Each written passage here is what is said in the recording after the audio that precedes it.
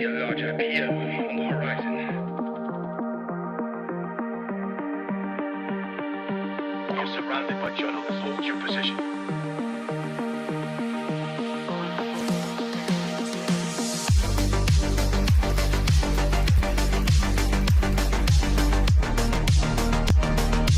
Overnight success.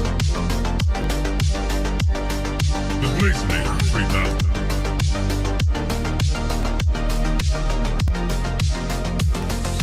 Double blades.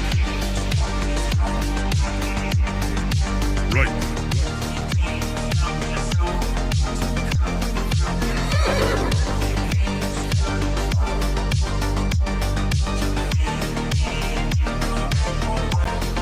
That's misinformation.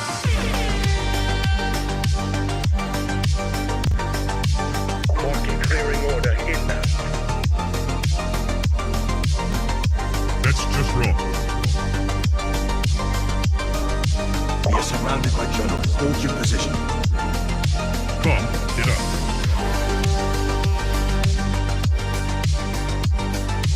Trust the experts. Vibe coding. We are experts. Founder mode. Vibe coding. I see multiple journalists on the horizon. Stand by. Experts. UAV online.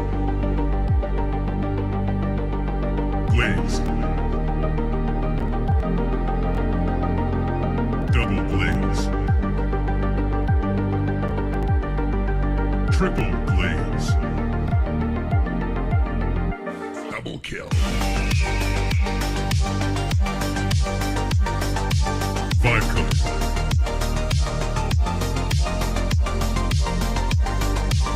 Wrong.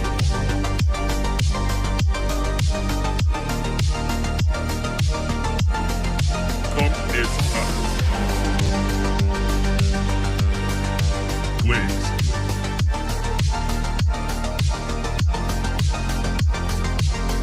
Team deathmatch.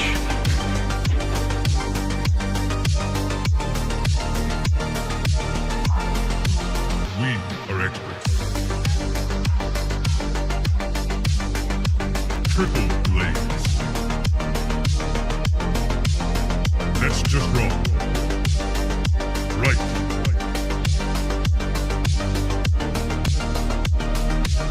Marking clearing order inbound. Come, get up.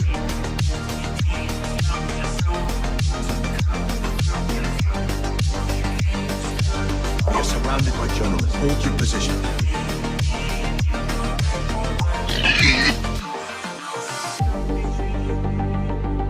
Strike one. Strike two.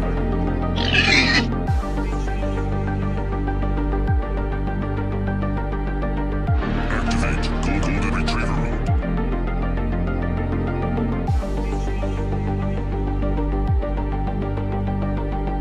Trust the experts. Marking clearing order inbound. Vibe coded.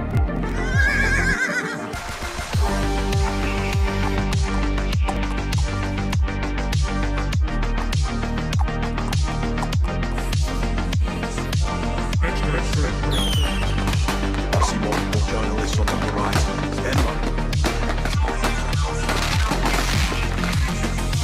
Founder mode.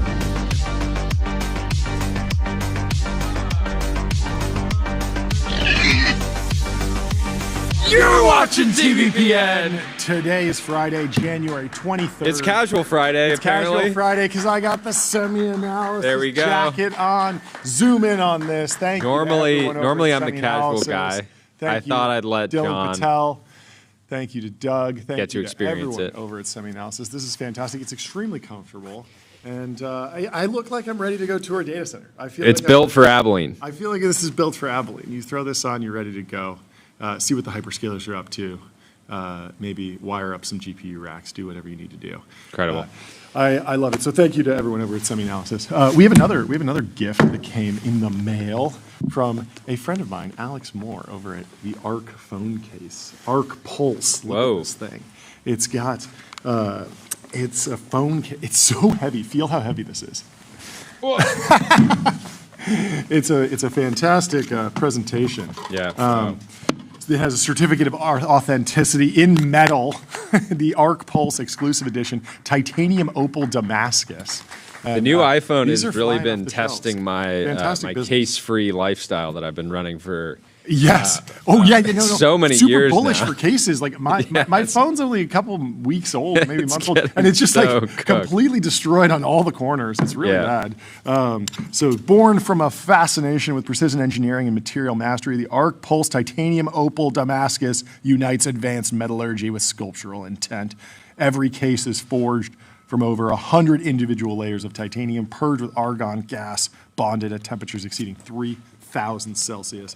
So thank you to everyone over at ARC with this fantastic case that has been delivered with its own case, series of cases. It's sort of a Russian nesting doll situation. So Yes. do you have news, or can I tell everyone about ramp.com? Time is money, save both. Easy to use corporate cards, bill pay, accounting, and a whole lot more, all in one place. Couldn't have said it better myself. What do you want to chat about? What did you write about today, John? I wanted to dig into the question that we had with Joe Weisenthal yesterday. What does China actually import? Obviously, this was off the back of Davos. Vice Premier He Fang highlighted China's determination to become the world's market. They said, hey, we're the world's factory, but we also can buy stuff. Send us your stuff, we'll buy it. But what are they going to buy? So he said boosting domestic demand was now on top of their economic agenda. This is in their 15th five-year plan, something like that. And we were going back and forth. Like, what are they actually importing?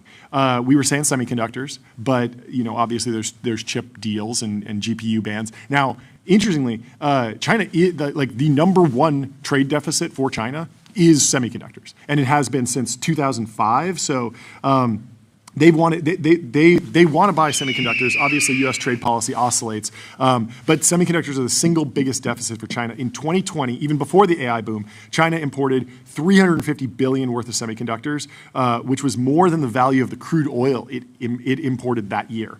And it's been the largest importer of chips since 2005, and accounts for huge chunks of revenue for Qualcomm. It's over 50% of Qualcomm's revenue, I think, and over 25% for Intel. So everything that you get from China, if it's an electronics product, it's some gadget, it has a chip in there, that's probably going to be made in the West, fabbed in Taiwan or made in an Intel fab, sent over to China, assembled, and then sent back out. And then sent back out, exactly. So they aren't imported there.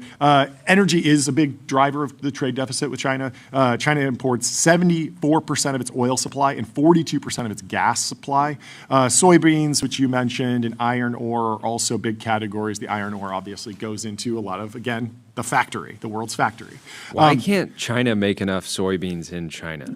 I don't know. It must be climate related. They love making stuff. Yeah, I don't know. That's a good question. We should dig into that. But luxury was what you said, and you were right. Luxury is a clear net import category for China. Estimates are around $100 billion annually. Now, it's not the biggest driver of their trade deficit or trade surplus, but it is, and it's also not critically important in the way chips or oil or soybeans or iron ore are. But it is an important story. And almost all of Chinese luxury good imports are from European conglomerates. You got to think LVMH and Kering. It's not strategically important, really, and the foreign luxury market in China, so European conglomerates sending their goods to China, it actually completely fell off a cliff in 2024. Imports went down about 20% based on more international shopping that was happening, travel, and a domestic boom. So domestic Chinese luxury brands are on the rise. Lao Pu Gold is now drawing this from the same customer base as Louis Vuitton, Hermes, Cartier, Bulgari, and Tiffany. Gucci is closing stores. I think around 18 stores are closing, while the local champion Songmont is seeing seeing significant growth in their handbag business. So China does want to be the world's market, but they're also buying domestic a lot. The other dynamic that changed recently in the East versus West brand dynamic has been the acquisition of successful brands by Chinese companies with more competitive supply chains. So Morris garages started in the 1920s and became synonymous with affordable British sports cars under the badge MG. Are you familiar with MG? Not super familiar. We got to pull up some videos of old MGs to show you. My family actually had one when I was a kid. Whoa. A really old one. Are you familiar with MG? I think my grandparents also had one. Yeah. No, it was like a cool, it was a really, really cool, like British, not luxury, not high end, but a true driver's car. So we'll pull up one of these videos while I tell you about the brand. It's changed hands a ton. British Aerospace owned it at one point, so did BMW. But the MG business just collapsed because Britain had a lot of sports car manufacturers. They had Jaguar and Land Rover and Aston Martin, and there's a whole bunch of other companies. But the MGs, the old MGs, they still look great. Here's a video of one of them. Jordy, give me your review. Would you pick one of these up? I like the soundtrack too. This is a good song for an old retro video about an MG. These were iconic back in the day. Yeah. Fast. Yeah, I like it. It's got a nice silhouette. Yeah. Certainly a throwback, sort of a Porsche Speedster style. I like it. But eventually, the company failed 2005, and the brand was sold off to Nanjing Automobile Group, which was rolled into SAIC Motor, which is China's largest state-owned automobile manufacturer. And so the acquisition, it actually worked. And sales of new MG motor models have picked back up. Since 2019, MG has been China's most exported car, with more than 88% of sales happening internationally. So they bought the brand. Any idea where? Europe, Canada, basically everywhere except the United States. They sell them in England.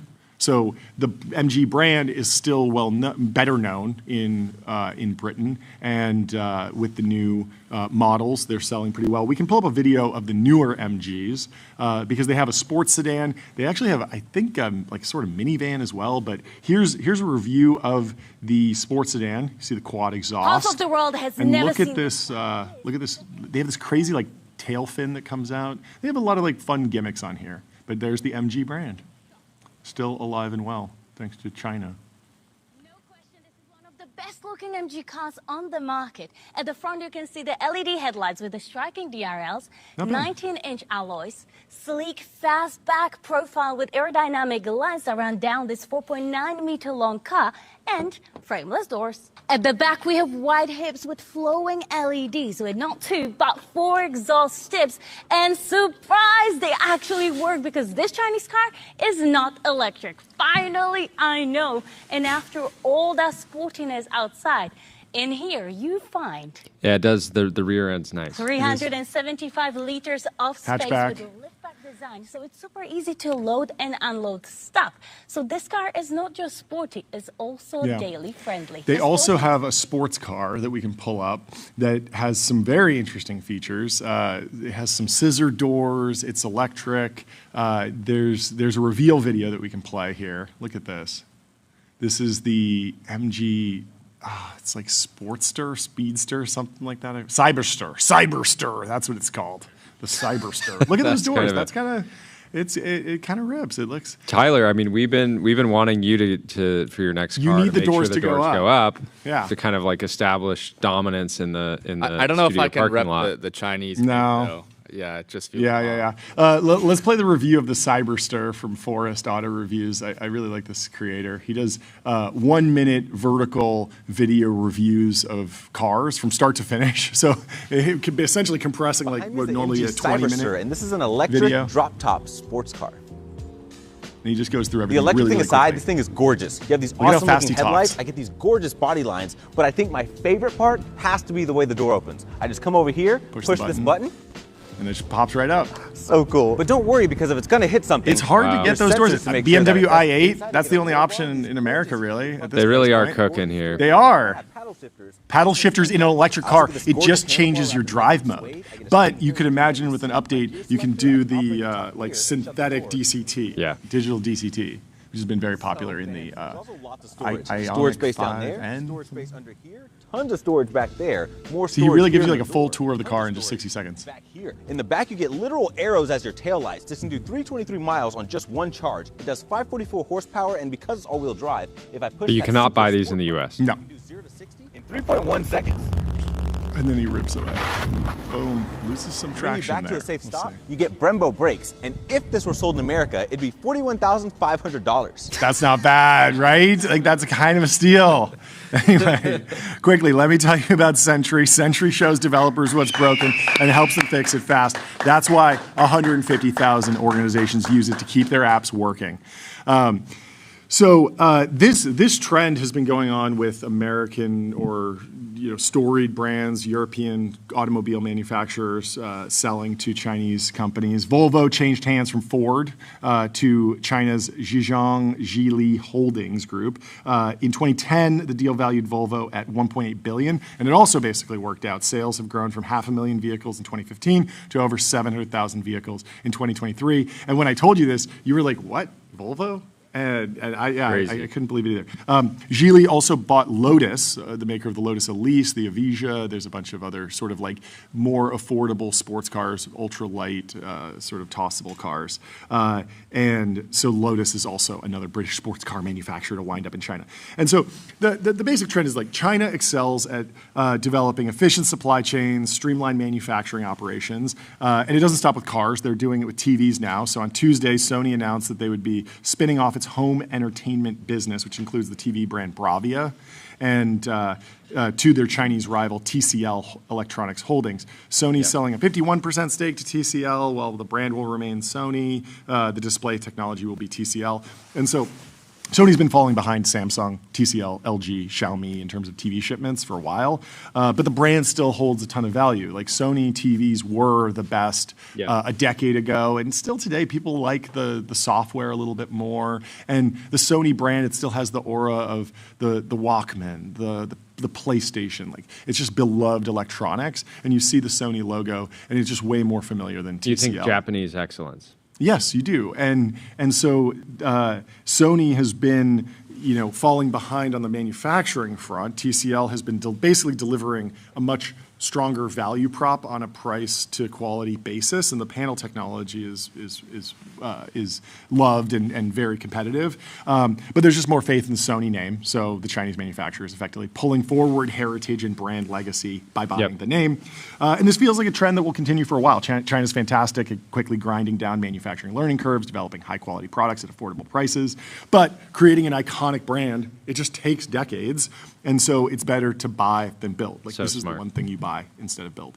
And so Western companies, after getting beat up on margins and seeing their market share slowly shrink, I think the Sony TV market share was like dropping to less than 1%. While I believe Xiaomi's at like 6%. I didn't even know Xiaomi makes TVs. I thought they just make phones and cars, but apparently they make everything. It is such an interesting dynamic because you have like Western brands and manufacturers that have just been saying like, yes, China is out competing us on manufacturing by like 2x. Yeah. We're getting destroyed. We basically need tariffs and things like that to protect market share, et cetera. Yeah. But the one thing that they'll never have is brands, right? 'Cause it just takes so long. Yeah, MG. Building up the Volvo brand is not just like an advertising budget. It's time, and it's their safety record, and all these things that go into that. But of like course, if you outcompete just on manufacturing long enough, and then you get these opportunities to actually buy the top brands, eventually you can actually own the full stack. Yeah. So we got to look at one more MG, their hypercar. It's a concept car, probably will never ship, but I want your review on whether or not you would step into this and take it for a spin. This is the MG hypercar, or supercar. This is from Supercar Blondie.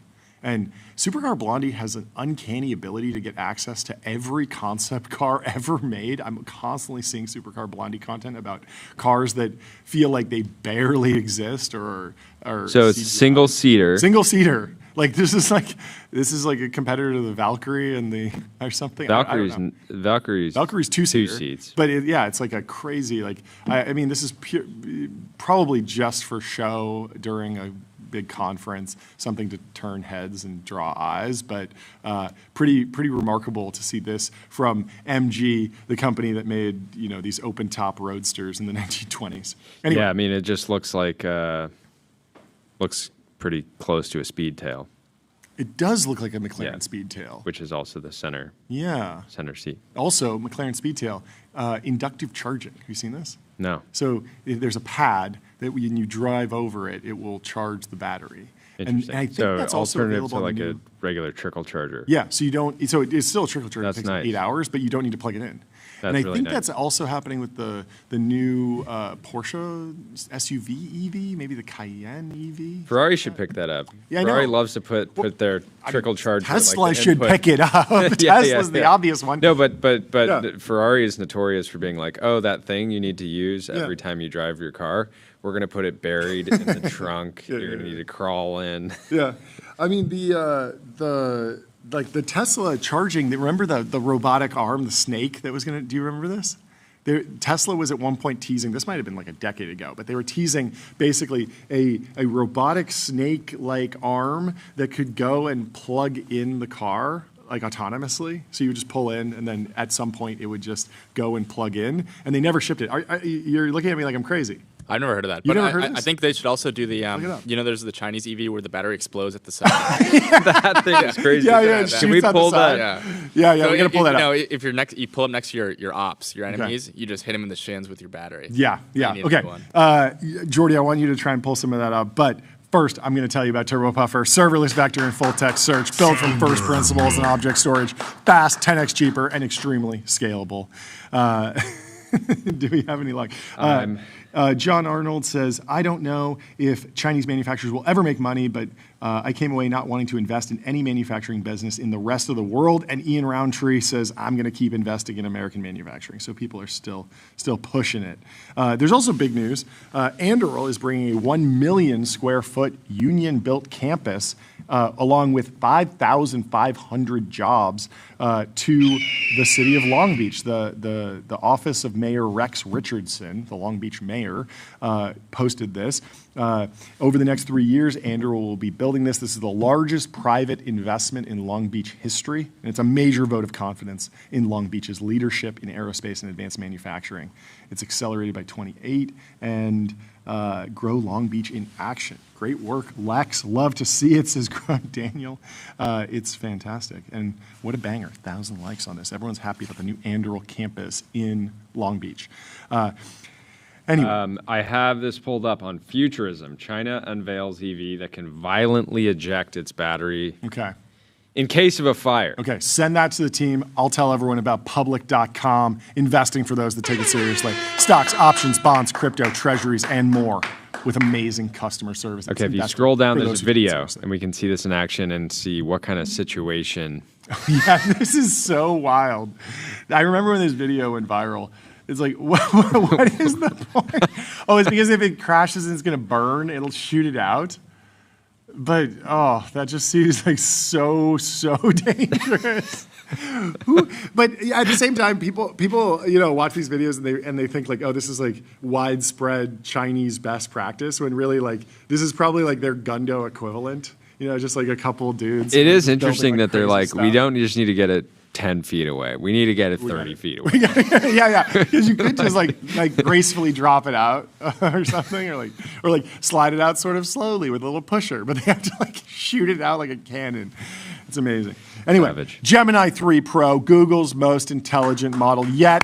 Next level vibe coding, state-of-the-art reasoning, and deep multimodal understanding. And speaking of Google, I think we got to watch the video about AI industry news. Every 2 weeks, one of these models is destroying someone else's model, and we found a fantastically funny video on Instagram Reels that we will play for you today, folks. So let's play the comedy video. Destroyed Pinterest and ChatGPT. ChatGPT destroyed Perplexity and Google AI. LinkedIn AI just ruined WhatsApp AI. Meta AI. IRCTC AI just destroyed Uber Ola AI. Wow. Ruined. It's so good.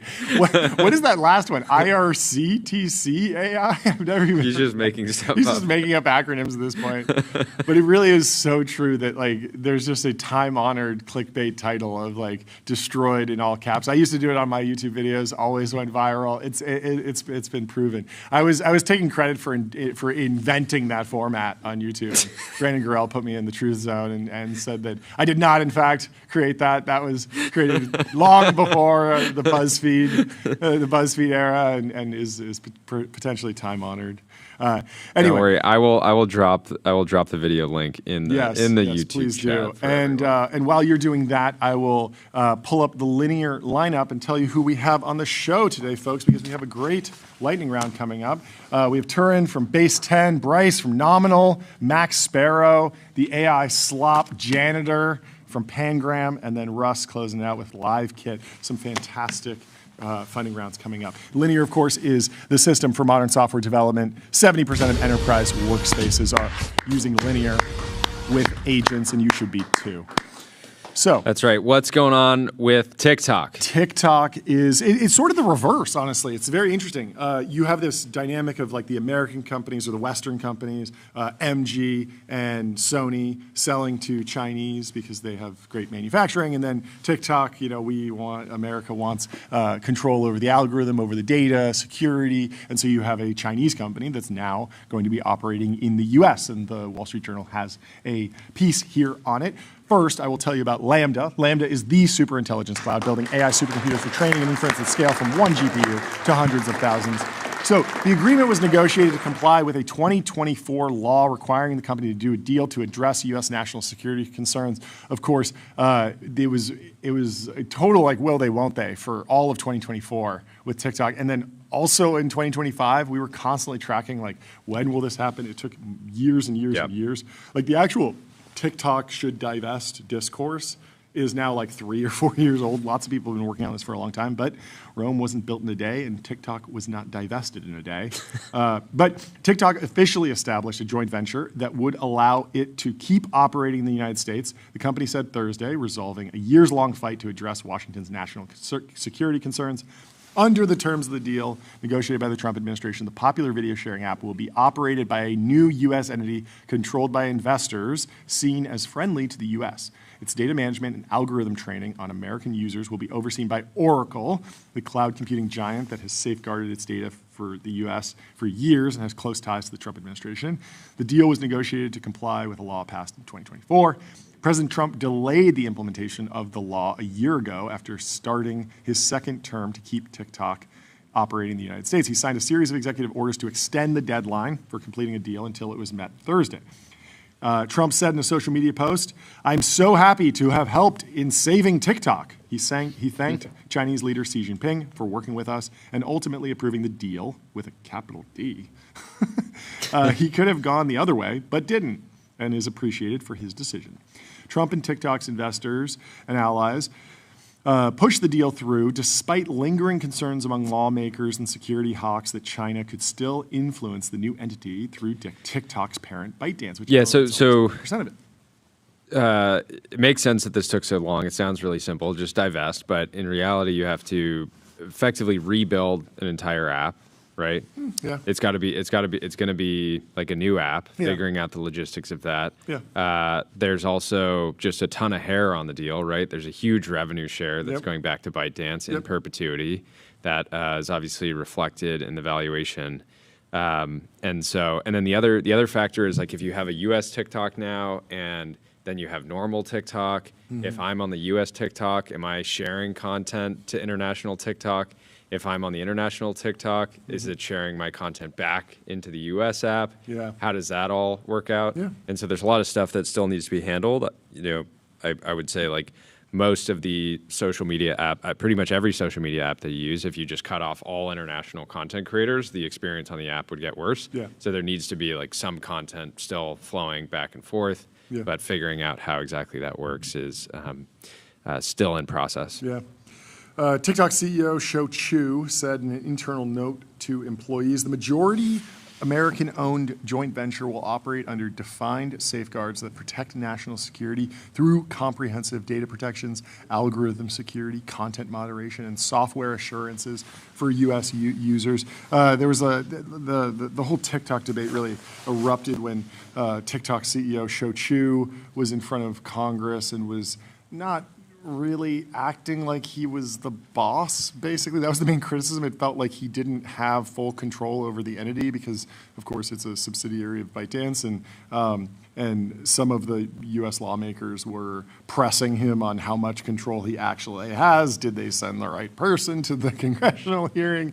But it seems like he's held on, and he's done well. He's also Singaporean, by the way, so easier to be a part of the new U.S.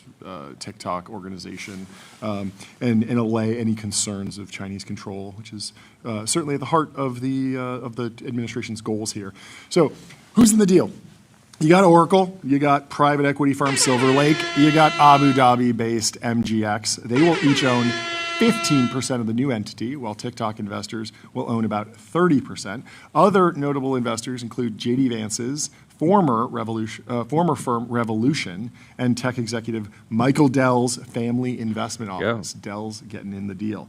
Vance spent a brief stint at the firm founded by AOL co-founder Steve Case during his time as a venture investor, which preceded his 2022 Senate campaign. I didn't realize that JD had been at Revolution. I know he had a separate venture firm, but I didn't know that he was hanging out with Steve Case, the former co-founder of AOL. Vance has said previously that the deal values the new entity at about $14 billion. A lot of people thought that that was really, really low given TikTok's immense growth, but there is another side of this, which is that TikTok, I don't believe, was ever monetizing or as profitable as its competitors, YouTube and Instagram. And Mark Zuckerberg and the Google team were not exactly slow to move and launch competitive products. And so a lot of you see this continuously where Snapchat comes out, Stories is on a tear, and you're looking at the Snapchat growth curve, and you're like, this is going to kill Facebook. It's going to be the next Facebook, and Mark Zuckerberg needs to acquire it. He puts in an offer, gets declined. And it looks like it's over, but then the Instagram team moved really quickly. They launched Stories, and that effectively, you can see in the chart, Stories launches on Instagram, and people stop moving on to Snapchat. And so a lot of people went back, who were on Snapchat, they went back to Instagram, and Instagram continued to grow, and Snapchat, it didn't flatline, but it definitely put a dent in their growth. And I think the same thing is true for TikTok. TikTok, a lot of people who just want that format, vertical video, endless scrolling slop, they can get that now. We got American-made troughs all over the place, everywhere the eyes can see. So the investors are paying the U.S. government a multi-billion-dollar fee for arranging the deal, a concept Trump previously called a tremendous fee plus. Interesting. TikTok said it had 200 million users in the U.S., up from its 2024 estimate of about 170 million users. So decent growth, but I don't know. I mean, 200 million in the U.S. is a lot. That's pretty much everyone. Yeah, I guess the question is, will they ever get the rest of the U.S. in the way that YouTube, you could assume, has effectively? You think they have 300 mil? Yeah, I would assume that. I don't know. There's a lot of Philistines out there. There's a lot of Luddites who are just nah. I want DVDs. I want VHS tapes. Anyway, Trump touted his popularity on TikTok earlier Thursday, posting on Truth Social that his posts on the platform TikTok get more engagement than posts on TikTok competitor Instagram, which is owned by Meta Platforms. Trump said that TikTok helped him win. Well, I mean, that's always term. been. For what it's worth, that's always been the case, right?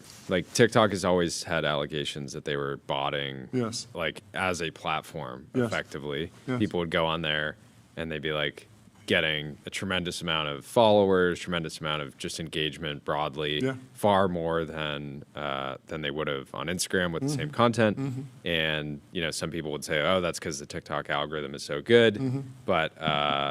And there certainly are a bunch of very real people on TikTok. I don't mean to say that it's all botted, but the experience of using TikTok, a lot of creators will just naturally have 6 times as many TikTok followers as they do Instagram followers. Yeah, it does seem like the algorithm is set up to like serve you more content in a 10-minute session because you're more quickly scrolling. And then there's also accounting issues, like on some platforms, if you just scroll past something for even 1 second, that counts as a view. On other platforms, it might take 3 seconds. On other platforms, it might be 10 seconds, a minute. You might need to watch the full thing. So there's always like accounting abnormalities there. Anyway, if you want to stream on TikTok, because it's American-owned now, you want to bring some Oracle-focused content to TikTok. Some SaaS-focused content. Get on Restream, one live stream, 30-plus destinations.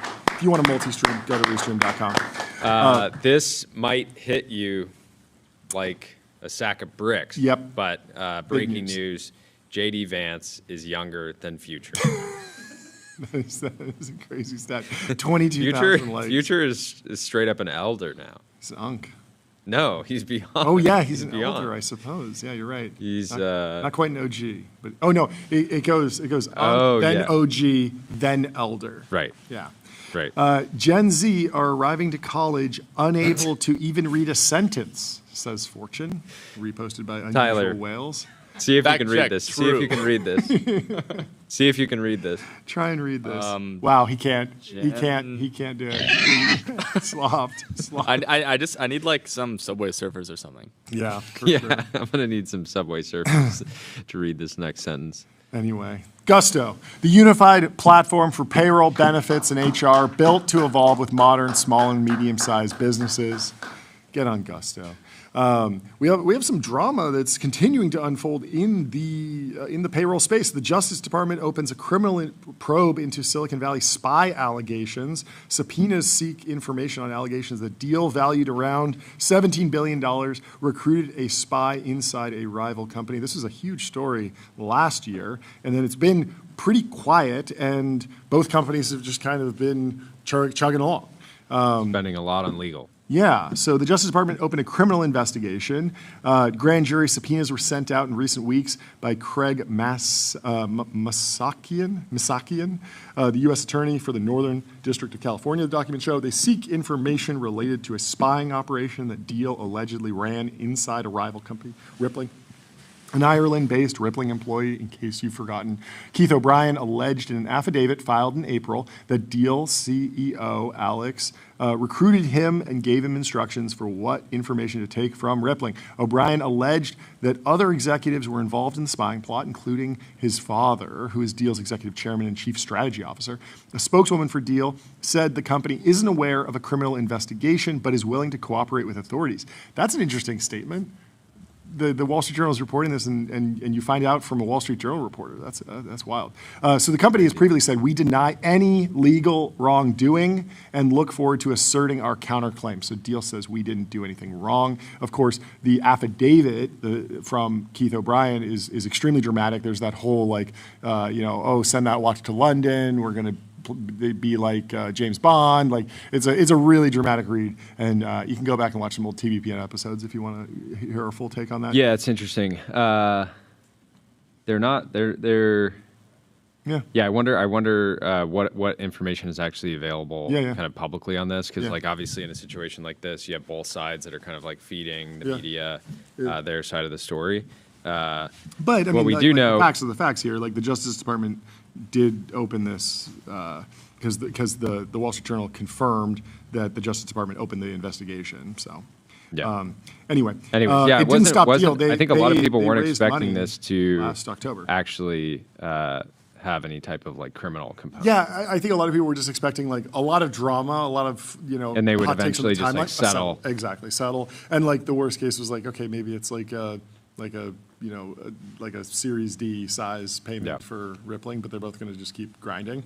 But it seems like it's going to the courts, so we will see. Maybe there will be courtroom sketches of these folks. Yeah. Anyway, Nick, the chief OpenAI hater, has some breaking news from CNBC. OpenAI chair Brett Taylor says AI is, quote, probably a bubble, expects a correction in the coming years. And Nick his camera roll is truly just filled to the brim with images of Sam Altman in various the guy has probably the largest collection of Rare Altman's. Rare for sure. Altman. He has every photo that's ever been taken of Sam. And Nick just says, LMAO. Yeah. But I don't know. anyways. This could be true. Like, who knows? I wonder what more of the context was that. Yeah, I mean, a Brett Taylor quote taken out of context turned into a headline, and then it's like nowhere. Of course, would Brett Taylor be like, "Oh yeah, I think LLM usage is going to fall off a cliff." Yeah, it's totally. like yeah. There's a variety of different companies and kind of subcategories that could be overheated, but yeah, you could take you could easily dig into that, and he's like, "There's a bubble in like seed stage valuations. Like I can't get an angel check in at less than 50 pre. Like like the bubble can take a lot of different shapes, and so who knows what he was actually commenting on." Anyway, CrowdStrike, your business is AI, their business is securing it. CrowdStrike secures AI and stops breaches. Another clip from Demis from the Big Technology podcast. He's taking shots at OpenAI, according to Yuchen Jin. Think actions speak louder than words. Going back to the original conversation we were having with Sam and others claiming AGI is around the corner.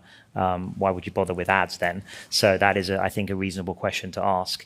But I think, look, from our point of view, we have no plans at the moment to do ads. If you're talking about the Gemini app, right? Specifically, I think. We are going. Obviously, we're going to watch very carefully what the outcome of what ChatGPT is saying they're going to do. I think it has to be handled very carefully. But I think actions speak louder. He's There's an a absolute reason. dog. Post AGI, the clankers need to advertise to each other. You got to do ads for the clankers. Ads Yeah, are fun. I mean, the thing here is like OpenAI has to not only like figure out how to actually implement ads within the product, but they have to build out all the advertising like infrastructure, the platform infrastructure in order for people to run campaigns successfully and at scale. Yes. So Google already has all of that. It is far easy. Like it is. What do you think? It's like 100 times easier for Google to turn on ads in Gemini. Yeah. Right. They already have all the customer relationship. Literally any company that advertises online is already working with Google. Yeah.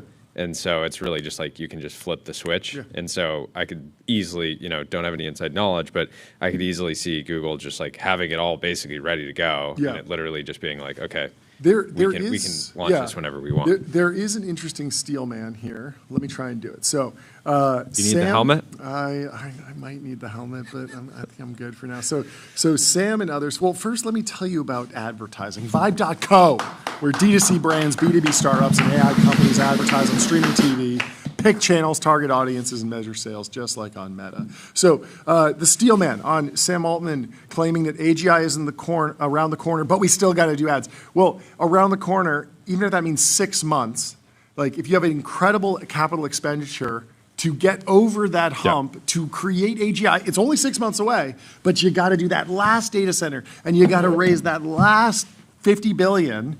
And all of the investors. Yeah, like, it's easy to say like we don't want to country. do ads when you have hundreds of billions of dollars in existing ad revenue coming in, funding everything that you're doing. Yeah.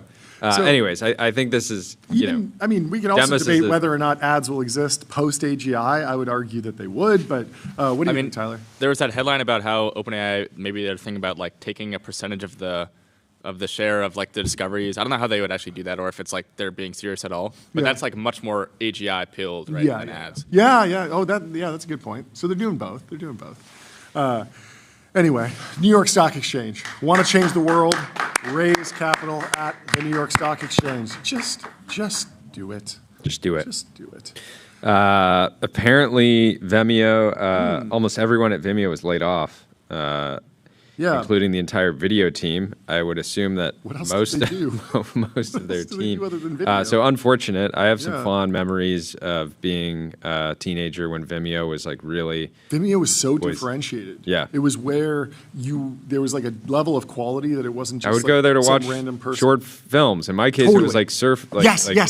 It was like if somebody was putting a ton of effort into making like a surf movie or some snowboarding movie, it would be on Vimeo. Yeah, and they wanted higher quality footage. You could get higher bit rates, 4K, HD. Like they were really on the frontier of that. Yeah, I remember watching a lot of ski videos there. There were some great ones, and also just like it was a place where people would put their short films. They had the Vimeo awards with the little wreath. Laurels that you could rest on.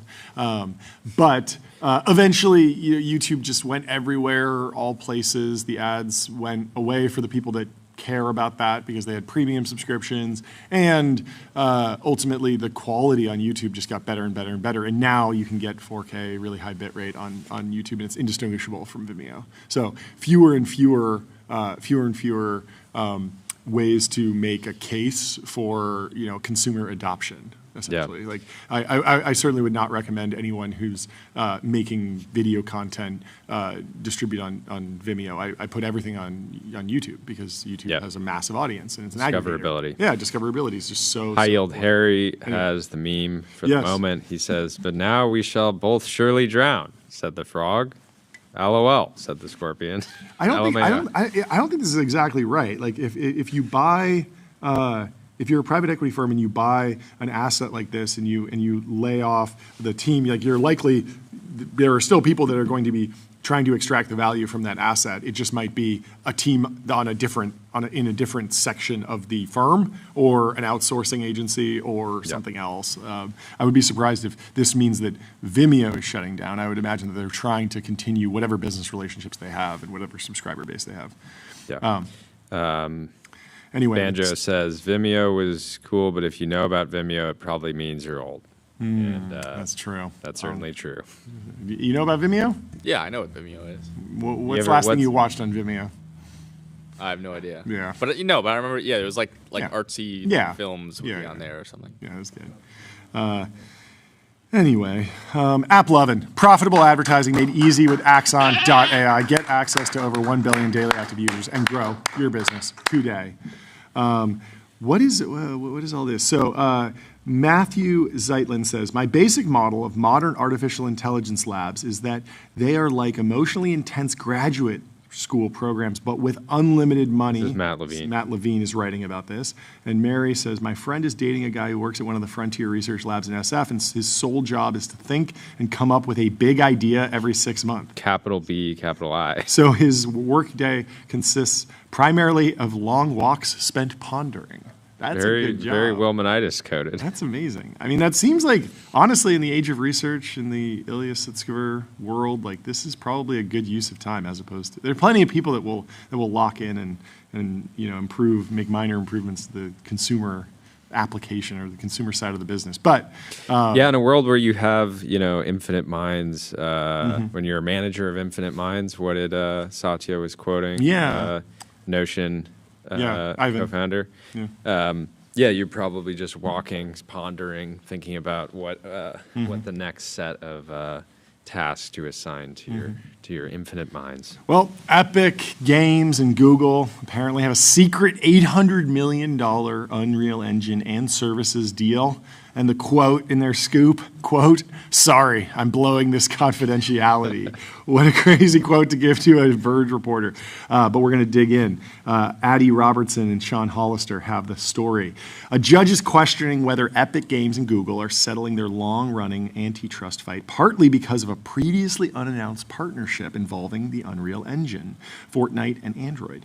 In a hearing in San Francisco today, the court revealed that Epic and Google have struck a new deal that apparently includes joint product development, joint marketing commitment, and joint partnerships. California Judge James Donato expressed concerns that the agreement, which he indicated would involve Epic, quote, helping Google market Android and Google, quote, Google's newly, quote, using Epic's core technology, could have led Epic to soften its demands for changes to the overall Android ecosystem. Donato allowed Epic and Google to keep most of the details of the plan under wraps, but during the hearing, he quizzed witnesses, including Epic's CEO Tim Sweeney and economics expert Doug Bernheim, on how it might impact settlement talks, revealing some hints in the process. Quote, you're going to be helping Google market Android, and they're going to be helping you market Fortnite. That deal doesn't exist today, right?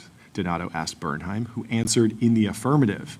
He also described it as, quote, a new business between Epic and Google. Sweeney's testimony cracked the mystery a little further.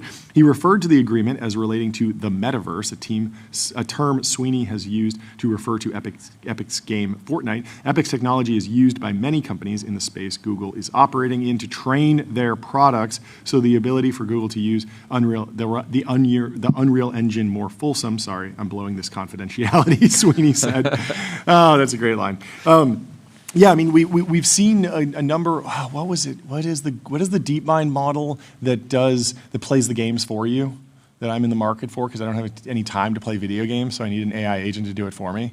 They have a number, so they have Genie 3, which generates basically a 3D world that you can walk around I think it's in. SEMA 2. SEMA 2 will play the game for you, and both of those should, in theory, benefit from using Unreal as the backbone Elon's of the probably training. pretty excited about that as well, right? Why? Because he likes to play on accounts that are Oh yes, yes. highly ranked, but he doesn't have a lot of yeah, time yeah. because So he's instead more- of needing to hire someone, you could bot your account. People already do that with like aim bots and stuff. Usually you get banned, but makes a lot of sense in terms of training Google's generative AI models. Use Unreal, create a bunch of virtual worlds, walk around in those, interact in those, use them as reinforcement learning environments for agents, and then bake that out into a bunch of different models that can be used for a bunch of different things. I'm super excited for all of this. But it's just funny the way it's coming out. Anyway, if you need a reinforcement learning environment, you got to go to Labelbox. Reinforcement learning environments, voice robotics, evals, and expert human data. Labelbox is the data factory behind the world's leading AI teams. So Coinbase established an independent advisory board on quantum computing and blockchain. Quantum computing, if built at scale, have the potential to reshape entire industries. We were talking to Kathy Wood about this a little bit yesterday. From finance to healthcare to material science and national security. For blockchain, the stakes are especially high. The cryptographic foundation that secures digital assets today could be challenged by the advances of the coming years. At Coinbase, security is our highest priority, and preparing for future threats, even those many years away, is crucial for our industry. Most people, I think, handicap the quantum thing at like 2030, 2032, 2040. I think Kathy Wood's estimate was 2040 for serious quantum adoption, even if you get on a Moore's Law type adoption curve. Nick Carter's been super vocal on X on- about quantum just being like the biggest headwind to like further Bitcoin price appreciation. Yeah, I mean, there's also this question. Maybe I'm just like I'm like super out of the loop. But like, if you can crack like whatever the Bitcoin or any like blockchain with quantum, like surely you can also just get into like, banks or like tons of like actual like things that are like probably way more important than crypto. Like it's like if we have a world where you have like these incredibly powerful quantum computers, like is crypto actually the most important thing that you need to be worrying about, or is it like the nuclear codes that are? So surely those are stored. Yeah, you're probably right with the nuclear codes, but in terms of just like fiat stored in a bank, there are a series of backups that are offline. There's even paper backups at certain points, and so like the financial system, although they probably don't want to talk about it, does have the ability to like effectively roll back. So if there was like some massive quantum hack and like all the Morgan Stanley or JP Morgan accounts or Goldman Sachs accounts were like drained, they would just be like, let's revert. But you can't do that on a blockchain necessarily. So, but there is still the dynamic of like, what happens if you crack Bitcoin? Like, how much are you stealing? How many new Bitcoins are you I mean, creating? really, if you like What steal wallets? any Bitcoin just goes to zero. So it's Probably. Like, what's actually the point? But that's obviously still a threat. Even if you just have some malicious actor who's just like, I'm going to take out a short position on Bitcoin, tank it, and profit from that, that could potentially be disruptive, certainly disruptive to Coinbase's business. So good to see them taking it seriously. Anyway, MongoDB. Choose a database built for flexibility and scale with best-in-class embedding models and re-rankers. MongoDB has what you need to build what's next. Let's go to Scott Baseten.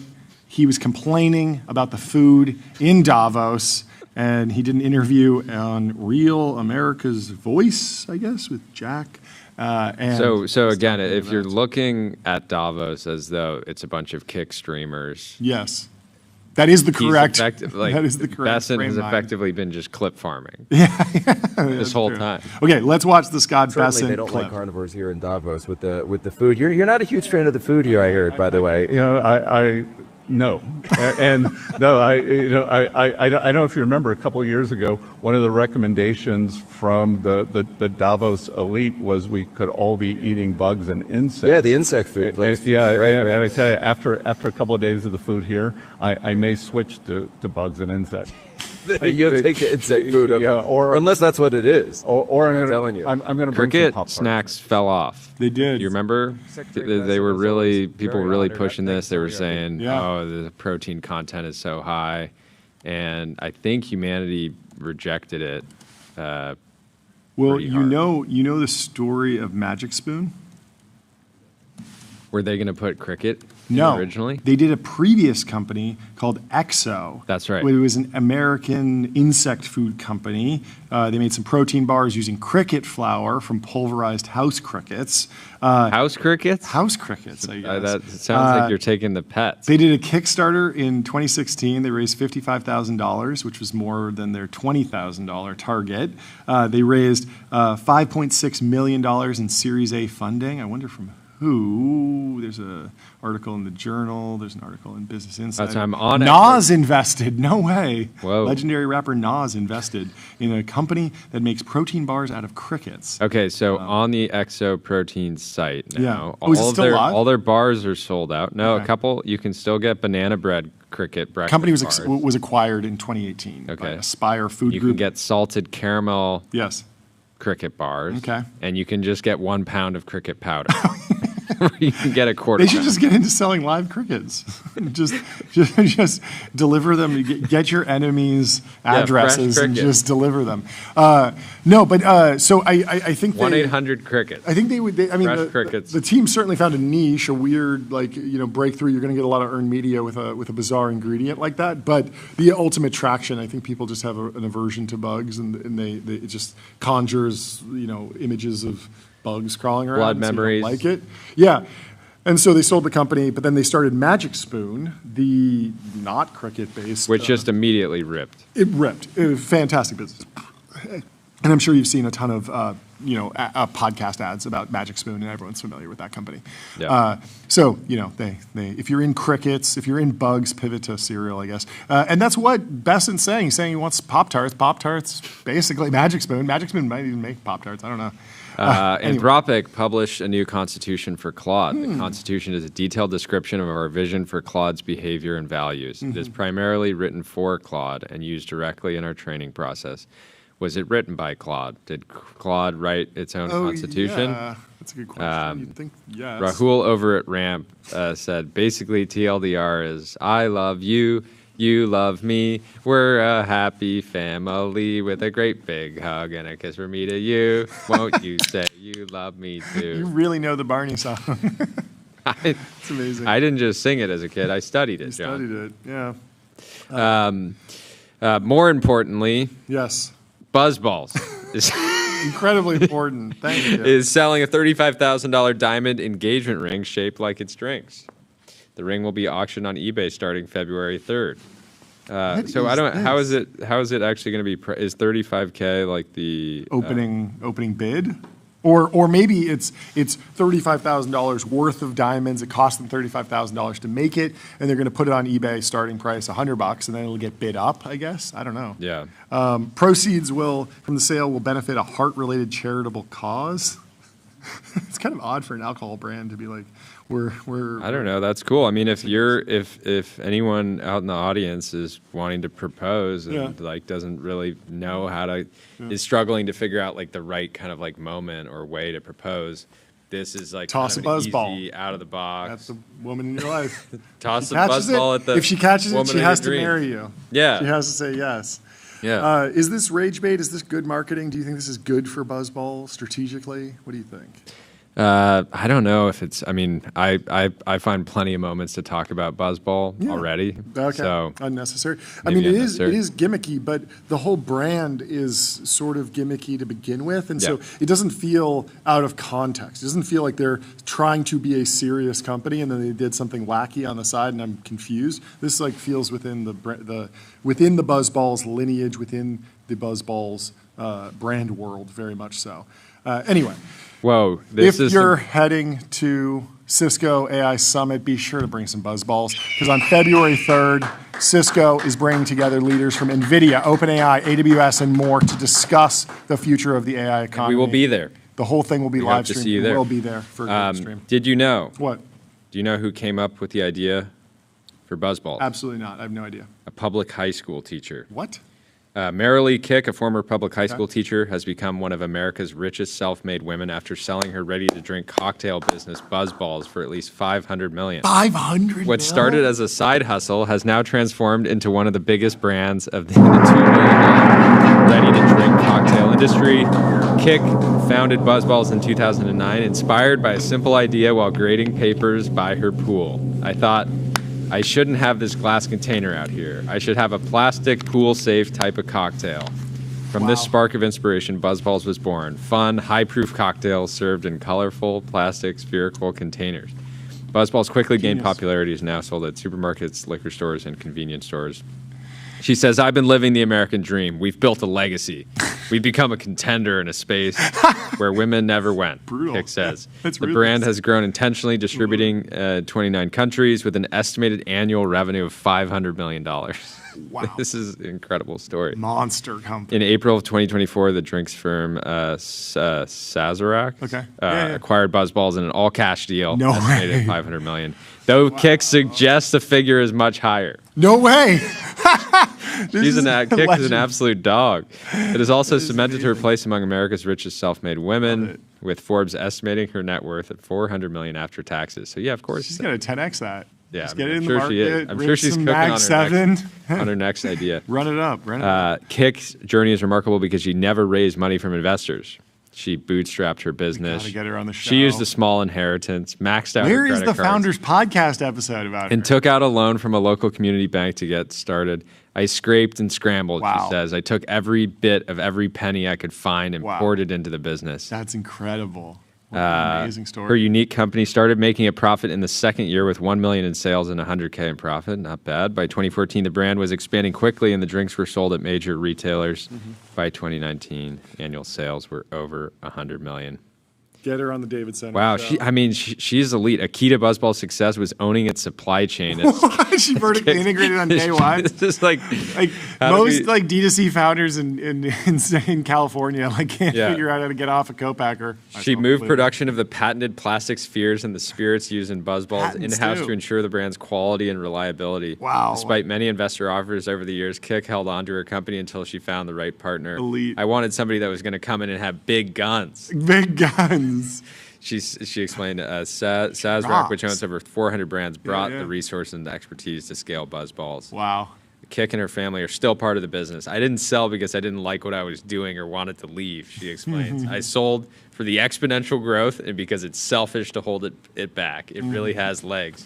From a teacher grading paper by the pool to a multi-millionaire, centimillionaire, Marilee Kick's story shows the power of a good idea and the determination to make it happen. That is an incredible story. You got to get her on the show. I love it. Let me tell you about Console. Console builds AI agents that automate 70% of IT, HR, and finance support, giving employees instant resolution for access requests and password resets. And before we move on to our lightning round, let's debate Kylie Robinson's latest post. She says, do you think if the AI companies IPO this year will get insert frontier lab arenas like the crypto.com arena? What do you think? Should there be a Gemini arena, an Anthropic arena, an OpenAI arena? Should they do this? Is this good for the brand? They're already buying Super Bowl ads, so it doesn't seem out of the question. What do you think the probability is? Yeah, I feel like these type of advertising on an arena like that, you typically see this with somewhat commodity products that are in large markets, but are in the case of crypto.com, they're just the products. Crypto.com is very interchangeable with Coinbase, right? Yeah. It's a place you can go, give them USD, and you can buy Bitcoin or whatever digital assets you want. And so they're really just competing on brand entirely. And currently, the way that you're seeing the market evolve, Like I don't know. Yeah, they're competing on technology. Like, how does the model actually answer? What are the benchmarks? They're competing on product. Like, how does the app work? What are the mechanics? What can you do? Can you generate images in there or not? Can you generate video? How good is the video?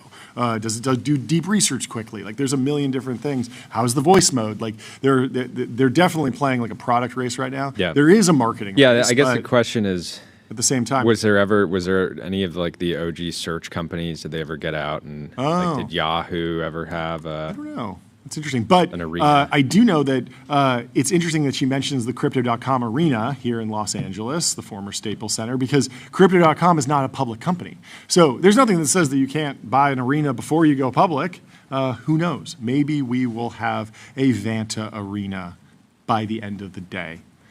Automate compliance and security. Vanta is the leading AI trust management platform.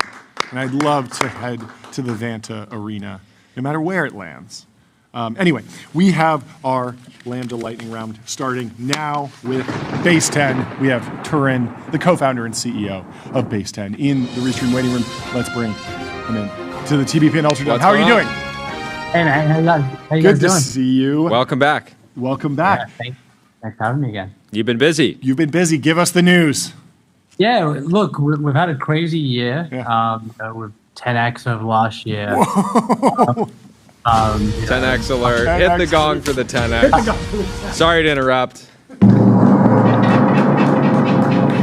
right, back to you. Back to business. Last time I was on here, I was telling you about our Series D. We've raised our Series D now. We've raised $300 million. This is a $5 billion valuation, led by IVP and Capital G, with participation from NVIDIA and a few others. Look, it's just been, just to remind you guys about what we do. Yeah, please. AI infrastructure platform. We focus on production-grade inference, serving the fastest-growing companies in the world. So a Bridge, Open Evidence, Cursor, Notion, Clay, Gamma, right? You look at that crop of companies and how they're growing, and we're playing a supporting role in making sure that they can run their models as fast and reliable as possible. And just on the back of that, we've realized how big this could potentially be. Yeah. Go ahead. Take us through how quickly enterprises are ramping up running their own models. Like, if we go back to 2022, Google had Palm internally. They hadn't really launched Gemini. OpenAI had GPT-3, and then they launched ChatGPT. Yep.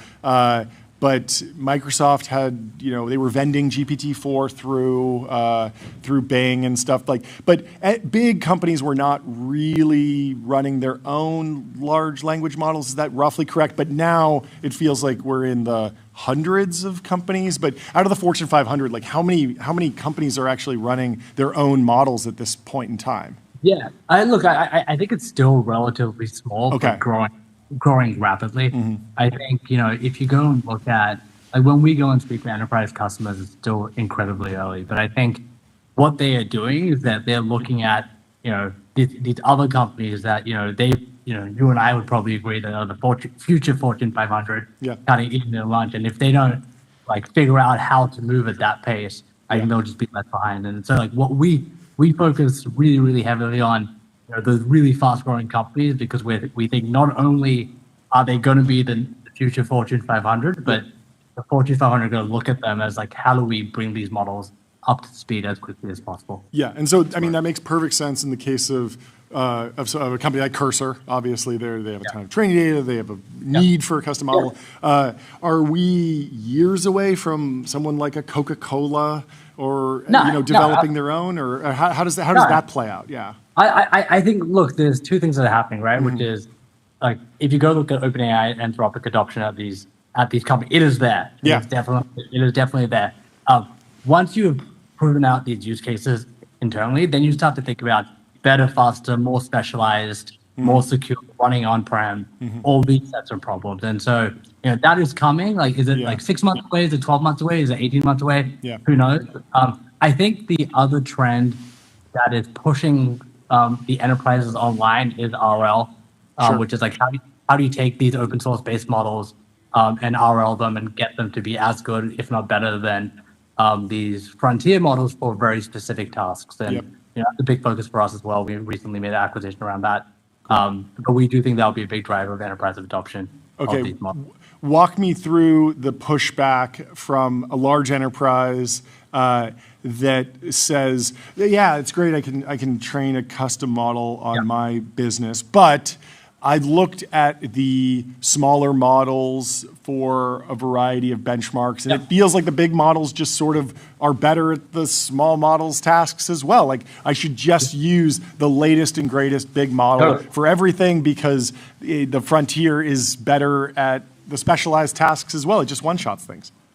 Yeah, totally. Well, I think I think honestly, a lot of the times they'll be valid there. Okay. You know, I don't disagree with you. I think what you will see though is that as the frontier is getting better, open source is already, if you go look at the open source models that are out there today, like the GLMs, the Quens, and the DeepSeek, it's not like they are 18 months behind. Yeah. Some would argue that they're, within a quarter and for certain tasks are better. The complexity actually comes around, honestly, from enterprises. Not so much like, can I get a better outcome? Yeah. It's, hey, these large lab companies have massive inference teams. Sure. Do I have the skill set to be able to run the service at scale within my premise with all my enterprise requirements? Got it. That's ideally where we can help in and be that partner to them to bring them online.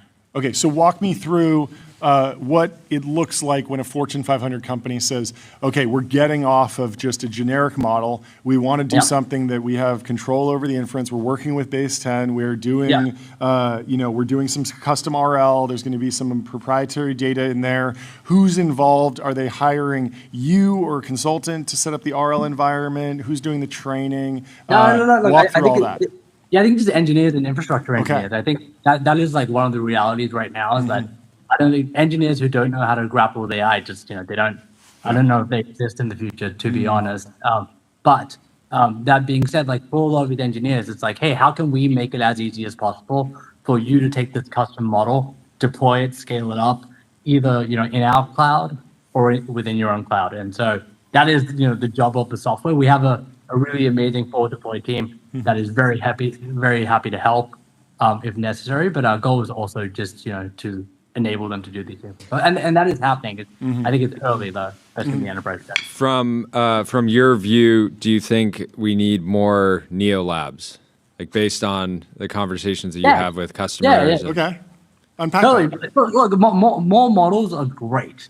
I think more people developing models are amazing. Look, I'm making a bet with my career with this company on the long tail of models, and that they're existing models outside of two amazing companies. And so I think more people developing models just gives consumers and developers more choices down the line. And like, look, do we need more of the same? Probably not. But like, all these companies have their own takes on the problem.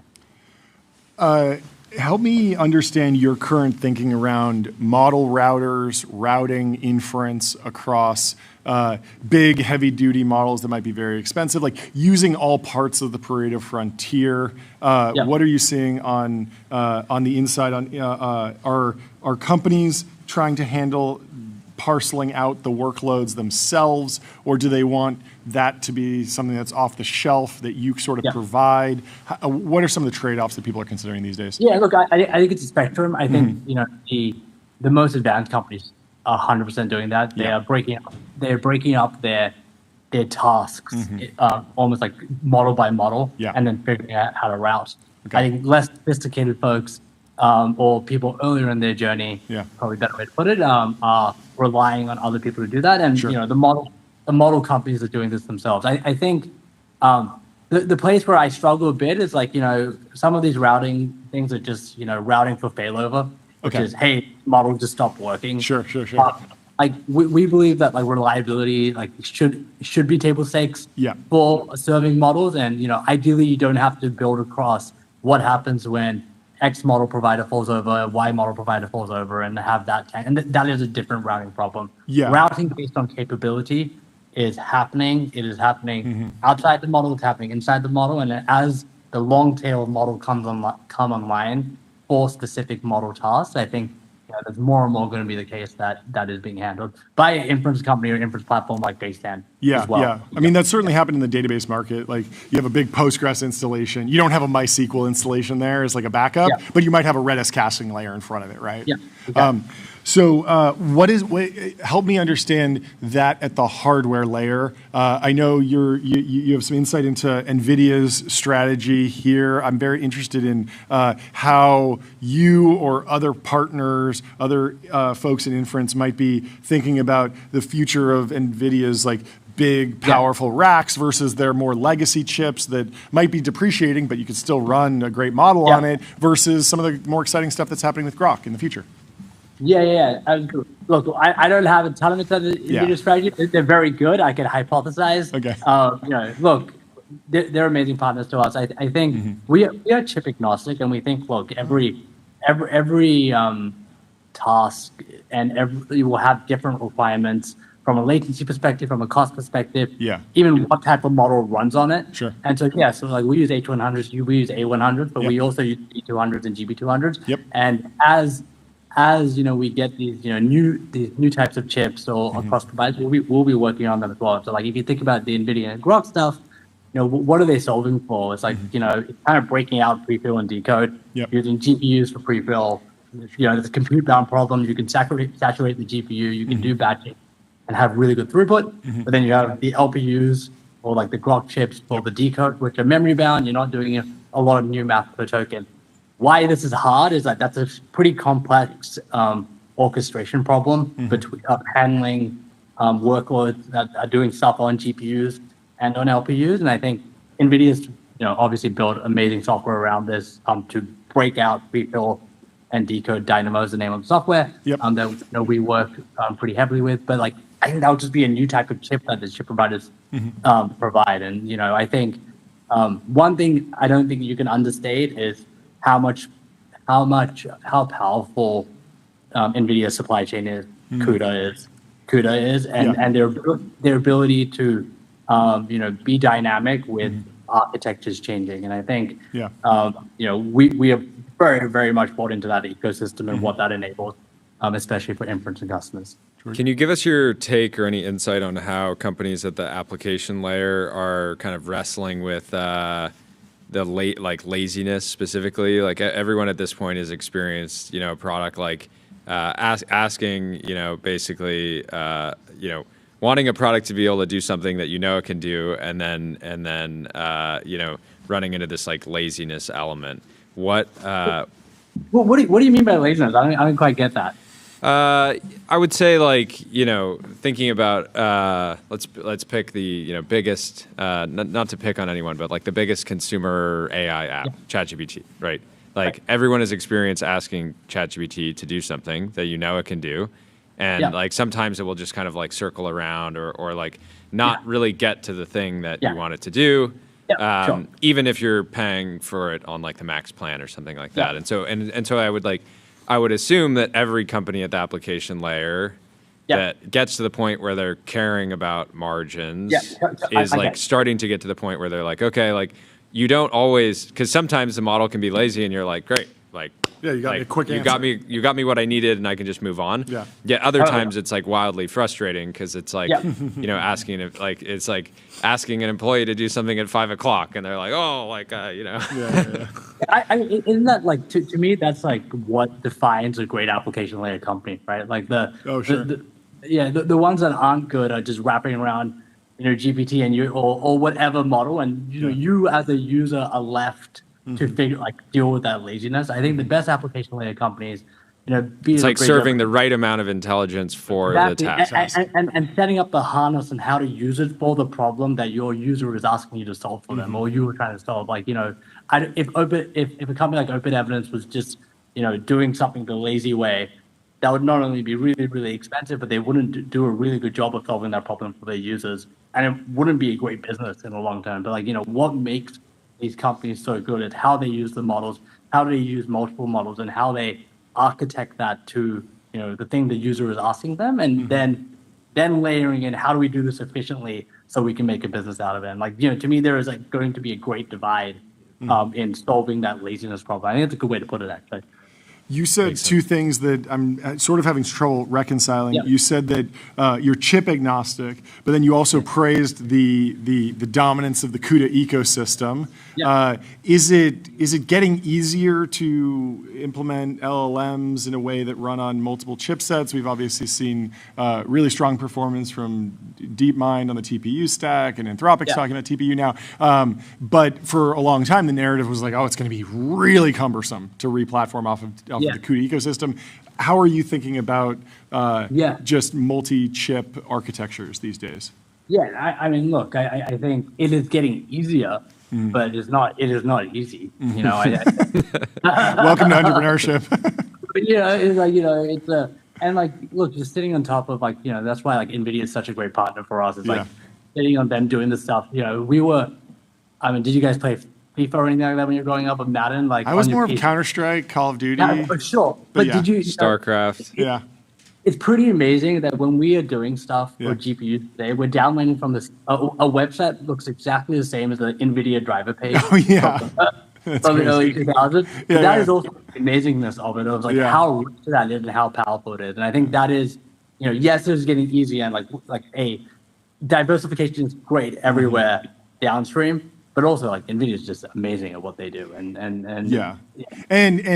being able to run a model on AMD does not necessarily mean that it will inference at a lower total cost per token, or vice versa. It might be a little higher on certain models, blah blah blah. And so, there's all these different trade-offs, but that's why companies come to Baseten, correct? Totally, and that's why the open source ecosystem is so important, right? That's why you mentioned databases earlier. Like, I think similar to databases. In the fullness of time, open source has the fastest runtimes, and so I think that will, like, with NVIDIA, you will see that, which is like, who's going to be really good at running stuff on NVIDIA chips is going to be NVIDIA. Who's going to be really good at running stuff on AMD chips is going to be AMD. And so working with these providers of chips, I think, to get the best runtimes from them, it is very important. And I think like this cross compilation stuff, while important, I'm a little skeptical, I'd say. It's just like, it's fanciful for me to think that we would be better at running software on NVIDIA chips than NVIDIA, or better.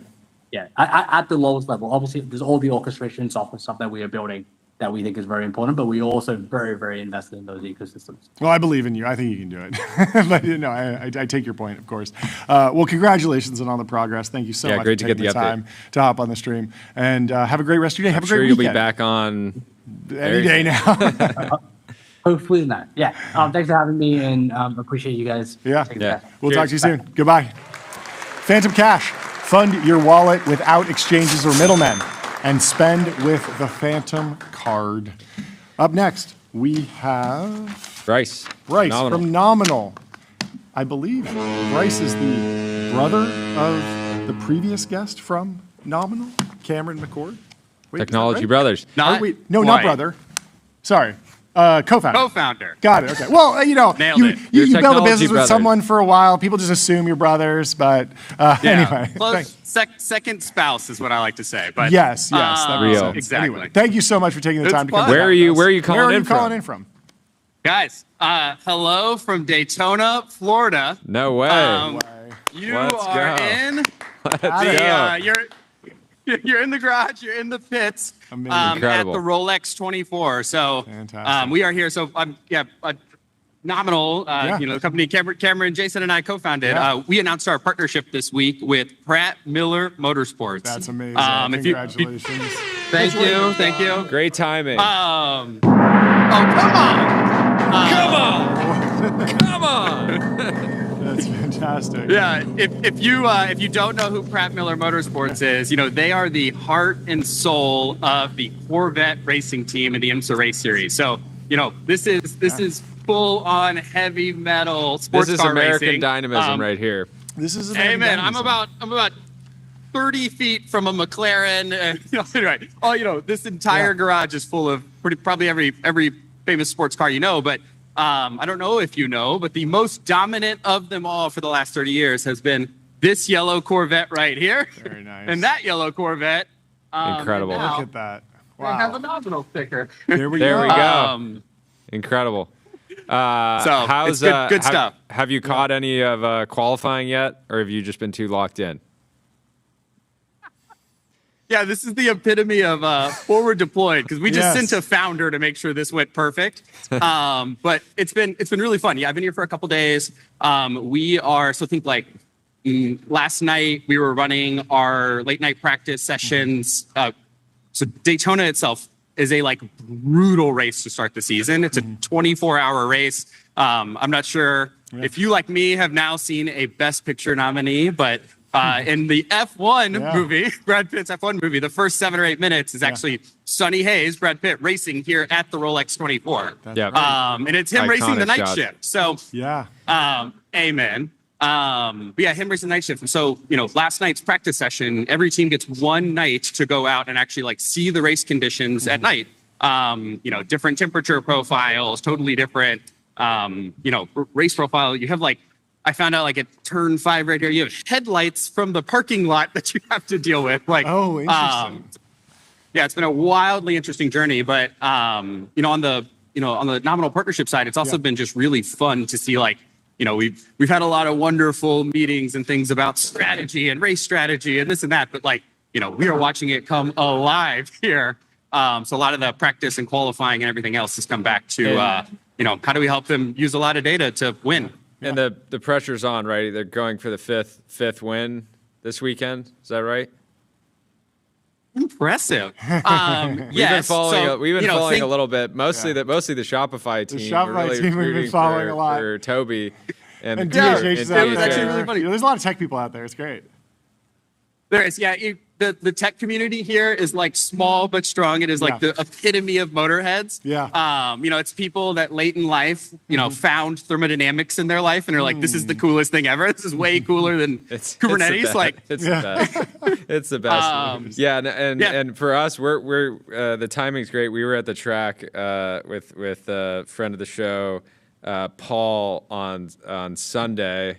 And we were just doing like really quick laps. We'd go out for like 5-10 laps, and then take a quick break and kind of like settle down. And we'd be spinning out on like the fifth lap, and like realizing like actually like when you're going like these endurance races, it's also just like from an engineering perspective. You take the car out for a couple laps and you let it cool down and check the tire pressure. Like 24 hours is endurance, not just for the humans, but for the actual vehicle. So can you talk a little bit about what goes into bringing that level of performance to the vehicle, what your role is, who the key players are in your world, who are you interfacing with? Yeah, oh my God. Okay, so 24 hours is brutal. You are right. The rest of the season, there is a 12-hour race in the season. I think that's in Sebring, but the rest of the season is 1, 2, 3, 4, 5, 6 hours, and you rip the car as hard as possible. So the 24-hour race, the strategy you're bringing in is much more around, of all the things you have to care about more than anything. The cars get beat to hell, but it's fuel. It's like this bad boy will burn a full tank of fuel about once an hour. And so a lot of the pitch strategy, a lot of like the totality of the race comes down to really like managing all 24 hours well. And so our role in this, we come alongside this absolutely elite engineering team and help them, make those calls. Sometimes it's the highest level. Do we need to switch drivers earlier? Do we need to do something else? Let me think of another. Oh, okay. I got a fun one. Last night, one of the things we were looking at is, I can't give away all the secrets, but I know everyone says they do this, but Pratt Miller actually does this and does it better than anyone else. But last night they were talking about, managing fuel from a consumption standpoint. So think we're watching how throttling is happening, a bunch of other things. Think when this comes into play is the car is, you're behind someone else and your goal ends up being, how can I get them to stay on the throttle as much as possible? Because if they burn more fuel than I burn, and we both go into the pits together, the long pole in the tent of a pit stop is refilling the tank. So they refill for 5 seconds, we refill for 1 second, and we run right past them. Interesting. And that type of stuff, that is not a trivial thing to do. That is complex math happening. That's tons of different telemetry, Nominal. And to be clear, Pratt Miller has been building elite software here for 25 years. I was in the second grade when they started building race software. This is much more around teams like this are amazing because they just are obsessed with winning. And so this whole partnership has really blossomed out of like that openness. You know, like we have plenty of wonderful, elite, amazing customers that have interesting things that they've built. And like, you know, there's a journey with getting them to like really adopt the way that we think engineers should work in Nominal, where Pratt Miller's like, okay, cool, I have all of this. Well, like, it's an engineering sport. Yeah. It's an engineering sport. Like I imagine a lot of those engineers could go in a second and walk down to El Segundo and be hired on the spot, right? So, amen. The amount of people that have left the Pratt Miller team to go to like the Andurils of the world, there's a lot. And so, you know, this Pratt was Miller's in like, my past life. Please stay. Palmer, please stop poaching. But zoom out for me and try and make a little bit clearer the involvement of Nominal in this, how the product's being used, where the endpoints are. Are you working on manufacturing new parts for the car, managing supply chain, testing? Like what else goes in, and then maybe contextualize it with the work that you do with other defense contractors and other businesses? Yeah, totally. So think like Pratt Miller selected us and brought us in to think like, how can we transform how engineers and all of their partners, so they don't just build these 2 cars, but they also build 3 more Corvettes in the field for other teams. You know, how can they come in and like rethink fundamentally testing, telemetry, decision-making across race operations? So these are producing terabytes and terabytes of data this weekend. You know, we have to do a whole lot with that during the weekend to make really good calls. And way more importantly, we need to like catalog and index and manage like all of this volume of data. And then like, you know, what we do for the team is like, it's not just about these 10 races a season. Like you win when you have the same system integrated into your driver sim. Pratt Miller's also been way far ahead in the way that they think about driver sims in the IMSA Sports Car Racing League. So all of the data from the driver sim is making it back into Nominal. You know, we're helping them do like actually like rethink the like procedural operations of that and automating a lot of pieces of that. And this is like almost verbatim, you know, how companies in aerospace and defense, how companies in energy, you know, how our customers go get this work done across the board. It's just they have like win or lose on the line. So they just they rip it out of our hands. What about the other simulations that go on during a race series? I'm thinking back to the F1 movie. Most people are familiar with the scene where the F1 car is in the wind tunnel. Everyone can visualize the wind, the smoke flowing over a vehicle. Is that the type of data that someone could pull into Nominal and then analyze? Or are you acting more as just like a data layer and then there's another visualization software that would pull for that specific task? I imagine that there's a lot of point solutions still in place, but how do you fit into that? Totally. Okay, I'll tell you about the old world and we'll go to the new world. So they have a team here that manages like all of the Corvettes on the field. So not the Pratt Miller race team, it's like the Corvette racing team. You know, I last night was sitting with them and watching them click through somewhere between 6 to 8 different pieces of software to like root cause a problem. A little bit of analysis here, a little bit of data management here, go find the thing over here. Like Nominal has been built on the principle of like clarity really, really fast comes with an end-to-end stack. It is how you manage the data, it is how you monitor the data, and it's how you analyze the data. So, you know, these engineers hop into Nominal and they're doing everything from figuring out, you know, yes, wind tunnels and other things are important. That's, you know, it's ultimately like small parts of the team thinking about something like aerodynamics. You know, like way more of the team is thinking about, you know, how are these settings affecting, you know, this particular force? So it's pressures, temperatures, voltages, vibration, video data, log data, you know, all the different word people use in engineers, multimodal, you know, like all the different types of angles that you need as an engineer to make a judgment call. But at the end of the day, it's like, you know, we want to help them make really good judgment calls and then have a really good record of why. And if they can do that really fast, like we've kind of succeeded in the partnership. You mentioned like terabytes of data coming off the car. What's the telemetry like? Like, how is that actually, is it like, are they connected to Wi-Fi? Like, how do you get the data off the car while it's on the track? Oh, man. That is a fun, complex thing. Okay, so, you know, every race league actually just has a lot of regulation here. So like NASCAR, you can't pull any data off the track. F1 has like a mesh network where they are just ripping streams all day long. Huge, really high data rates, like kind of all the things. sports car racing is actually like a really interesting middle ground here where they do have telemetry coming off the car that, race engineers are sitting in double-decker, fold out pit stations. With TVs and stuff. With everything around them. It's like they're high monitoring the situation. Monitoring the situation. They're situation monitors. We love it. It's the epitome. Yeah. So they'll have data come off the car, but then the really interesting part is like it can't be that high rate of data. They are only allowed to bring very specific sources. Yeah. And then every time it comes in for a pit stop, they'll do things like they put an umbilical into the car, and that is like actually how they have a secure communications line with the driver. Okay. The rest of the race, everyone can listen to everyone else. Oh, no way. But if you want to give your driver a little edge, plug in wired headphones. And then amen. And then if you want to get the high volume data off, there's a technician that goes in and pulls out a data stick and puts in a new data stick, and all that starts getting processed in Nominal and in other tools. Cool. So that's the fun. That's amazing. Well, good luck to everyone. Thank you so much for taking some time out of a busy day to come chat with us. Yeah, so many more questions. What an This was awesome. moment. That's great. My only ask is, please, I need you to, if you don't have a team in IMSA, I need you to pledge allegiance to the yellow Corvette. I'm down. And that's the only thing. I'm Make your rooting plans you. for the weekend. Rolex 24. We'll watch it. Thanks, John's I down. love an John's American down. manufacturer. He loves. He's got his eye on the ZR1 X already. So it's a good car. Anyway, great stuff. Great hanging, Bryce. Thank Good luck you so out there much. this weekend. Have a good Cheers. rest of your day. Fin.ai, the #1 AI agent for customer service. If you want AI to handle your customer support, go to Fin.ai. And up next, Gozy in the chat our says forward Lambda deployed lightning CEOs. round. That's the new meta. I like it. Our Lambda lightning round continues with Max Spero. What do we call him? A slop janitor? Pangram Labs? Yeah, slop janitor, Pangram Labs. Max, how are you doing? Thank you so much for taking the time to hop on the show. How are you doing? I'm great. Yeah, just cleaning up slop on X. It seems like it. When did this project start? I feel like I've seen most of the viral stuff in the last few weeks, but have you been building this company for a while? Give us a little bit of the prehistory.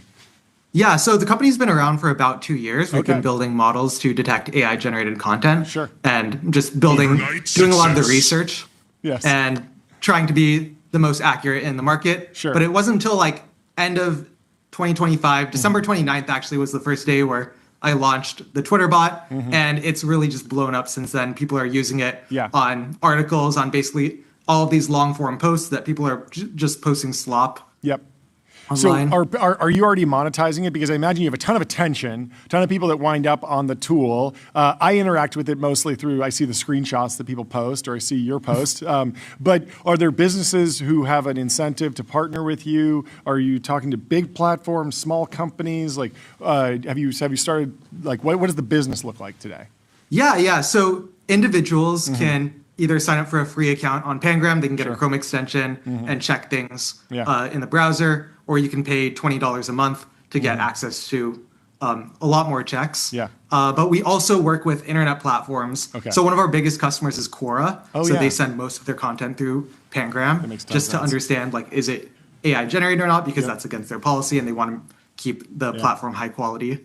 And so, we've had a number of API users, a bunch of different internet platforms, large and small. Are you worried resumes, about people hiring basically platforms as well?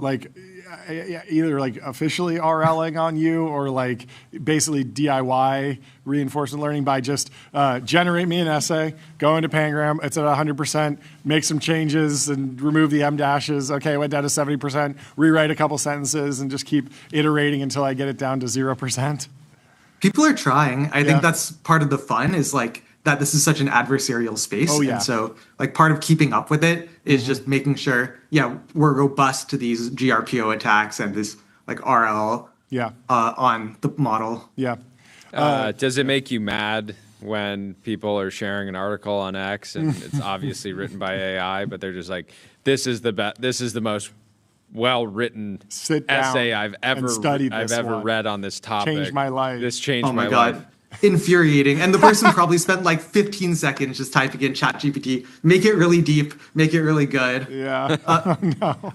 The worst one that I read was Tell us. Was this the one that went viral about the supposed Uber Eats or DoorDash whistleblower. That's right. Who's they wrote on Reddit, their entire post was AI generated. And they're talking about how the company's so evil. And I think it went viral just because people wanted to believe that it's true, even though it's like obvious slop. Wait, were you able to clock that as AI just personally or with Pangram? Because when I read it, it didn't jump out to me as AI generated, but there were other flags that just seemed like factually inaccurate or just inconsistencies and like logical inconsistencies. To me, it immediately read like fan fiction. It was yes. I'm in a public library, burner laptop. It's like who does that? You can just post on Reddit anonymously. Like Reddit is not going to come and like arrest you. I don't know. Anyway, how did you clock it? Personally, with the tool, both? What were you thinking? Yeah. I was reading it. I'm like, this reads like a story. This reads like a story and not like real life somebody writing this. And then I checked it with Pangram, said 100% AI. No I went to the comments, and there were already other people who were saying that this is obviously AI. Okay. Yeah, and then talk about the impact. Like, is this an AI safety project? Do you think that there's like a societal disaster that comes from AI slop? Is it something we'll adjust to? Is there a white pill good outcome here? How do you like process the like philosophical part of your work? Yeah, so I mean, I think a lot of the big labs are already doing a great job on the internal AI safety side, which is making sure Claude doesn't go out and like autonomously decide to kill everybody. Sure. But I think there's this like application layer, the like external AI safety of like, can people use AI for harm? And I think this is a great harm that people just like aren't really like thinking or even trying to tackle. I think like this threatens the internet as we know it today. I don't if you're aware of like dead internet theory of just the idea that the internet is just going to become bots talking to bots, and it's like a ghost town where people can't participate anymore because their voices are drowned out by bots. And I think we're very much at risk of this if we don't have any technology to solve it. What do you think about the inverse? I posted that you could probably drive someone insane by just quote tweeting everything that they say with the 100% AI Pangram screenshot. Because I write a daily newsletter and I write about 500 words, and I never use AI to write it or even proofread it. There's typos in there. People will still accuse me of using AI, and so we're like, maybe we need to live stream me typing it or something. And I don't know, it just doesn't matter. But it is sort of infuriating when you take half an hour, you write out some thoughts, and then someone's like, oh, this is AI, or share the prompt. Even if they're joking, it's like kind of gets under your skin. What do you think about that? Yeah, no, it's annoying. And I mean, I think that's another reason why like we're building this technology is there are other AI detectors out there that have 1% or 5% false positive rate. And so they'll like incorrectly flag a lot of things, even like the Declaration of Independence. And so so Pangram has a 1 in 10,000 false positive rate. Wow. So the goal is we are almost never flagging something incorrectly. If we say it's human, like we know it's human. Yeah. Are you working with any of the big dating apps yet? I can imagine that this is something they'd want in kind of like actual like on the user side as you're uploading, because they want to not have AI generated content because that would create a bad experience for users broadly. I cannot say. I've heard some about some issues from people who work in dating apps. And I think the issue is growing. I heard an interesting story from a former dating app engineer who said that they had bot problems 10 years ago. People would just go and write a Python script to just swipe on everyone and just send like basic messages. And he said that when they detected bot activity, if they banned them, the botter would just create another account. So what they did was they put them in like bot hell, basically, where they would only talk to other bots, which is a funny solution because then their system says, hey, I'm still on the app, it's still working, I'm still seeing all the API requests, everything's working, but they're just only interacting with other bots. But you can imagine getting false positive into that and just it being the worst experience. You're like, I didn't meet anyone. Everyone on this app's a bot. So there's a whole bunch of funny nuance things. I do want to ask about image generation, image detection. That somewhat relates to So what I was trying to get at is like where I assume over time like most written content will have been run through some type of model before it's published, almost like a spell check even. So I'm trying to think about like where do you really not want AI content, right? Like I don't care if somebody uses and Gen AI to make like a headshot, right? Yeah. Because like if they just want a headshot that looks somewhat like them, it's not. They might go into not that- Photoshop anyway and add some color correction, increase the contrast. Yeah, it's fix just a pimple or something. not that big of a deal. But where I do think is like probably the most pressing issue right now, it's just like anything news related. So if you're sharing things that are like news or any content that people are using to understand the world, like I could imagine, like, are we moving to a world where you'll have to add like a Pangram watermark to the post? Like is that the kind of behavior that we want? Because like if an AI generated image goes up, 2 million people see it, and then 6 hours later it gets community noted and says like, okay, this was generated by AI. It's too late. Like 2 million people may have thought it was real. That's a huge problem. And actually, like, this is happening today. So if you know, like, all the Russian troll farms where they're like posting comments and like news articles, Russia has expanded this to basically just use LLMs that they've fine-tuned themselves. And we've seen news websites come out of Russia that just have 50,000 articles that are completely AI generated. Most of them are like normal news, and then some of them are really pushing the like pro-Russia, anti-Ukraine stance. Yeah. And they're just posing as like random like Oregon local news. Whoa. And these are crazy, and they're popping up faster than we can take them. Yeah. Like we can. Didn't the White House shared an AI generated image? AI modified image. Yes. AI modified, but got community noted on X, got quote tweeted, but I mean it's an increasing issue. What is the state of potential bots on other platforms? It's great that you got the bot working on X, but it seems like we really need it on Facebook. If there's a couch the size of a room that is in the shape of a gorilla, there should be Pangram in the comments saying this is AI generated, so the elderly generation perhaps is protected from slop. So next up for us is Reddit and LinkedIn. Okay. So I think Reddit, there's a bunch of viral posts that are AI generated. I think people know that they can karma farm an account and then sell it to a bot farm or something. And then on LinkedIn, I think it's just funny because like people are like genuinely posting slop. Like they're not bots. They're just like posting AI slop every day. Yeah. What is the state of wiring up a bot on a modern social network these days? I feel like a lot of the APIs have closed down a fair amount. Is it something where you need to have a relationship with the business to actually run a useful bot that I would say, as a user, I want this. It's not malicious activity, but you're still getting API access. You could slop yourself if you wanted to. You have the access. So what's involved in actually spinning up a bot and keeping it online and keeping it posting regularly without hitting rate limits? So for Twitter, it's actually pretty easy. I mean, besides having to pay $200 a month, and then if we pass some limit, well, now they have usage-based API. Sure. But otherwise, before this, the next tier up was $5,000 a month, which is absurd. But I spoke with some of the X people. for a startup that has funding. If you're growing, like it's not completely absurd, prohibitively. But you can't do that as a hobbyist. Sure.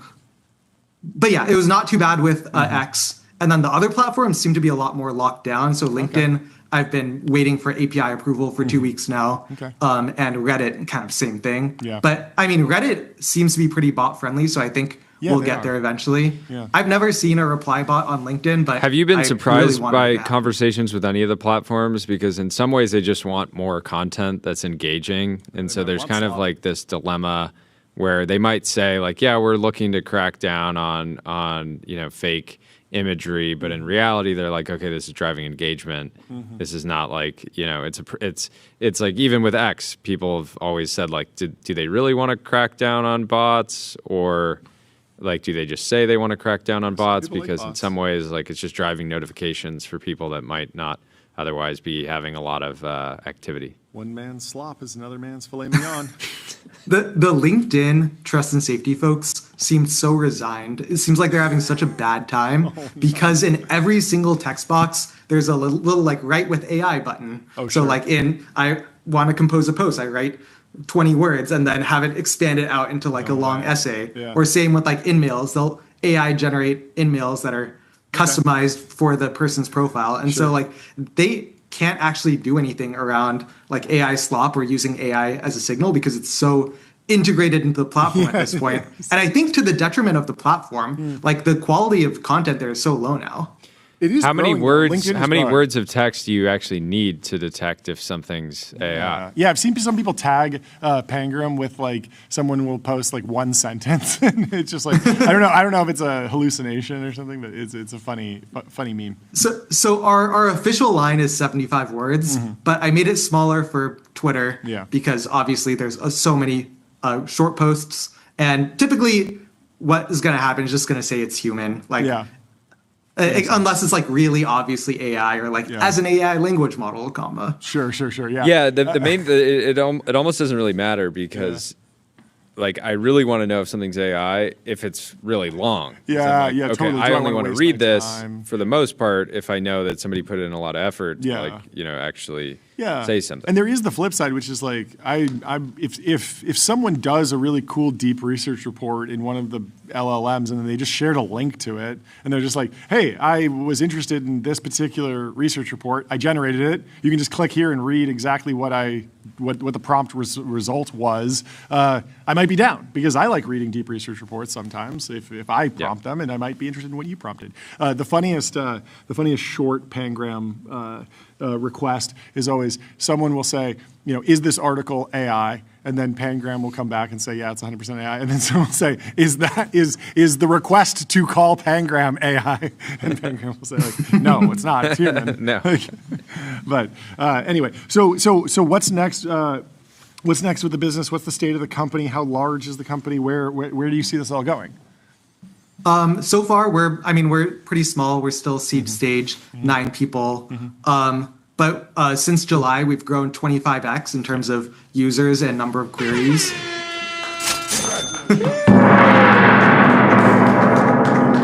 There we go. Nothing like we've 20. seen a lot of we've seen a lot of interest basically in this consumer level interest. Just like I want to know what's slop or not. I'm not like a teacher. I'm not a writer. I just want to know that what I'm reading is authentic.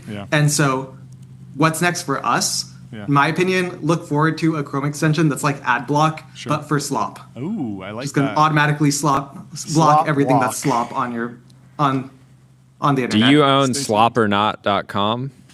I do not. You should. It's not for sale. Somebody else beat you to it, but somebody has it. Oh well. Yeah.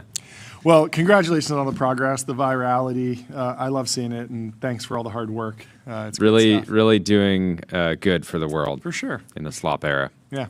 Thanks so much. Have a good rest of your day. We'll talk to you soon. Talk soon. Bye. Let me tell you about Plaid.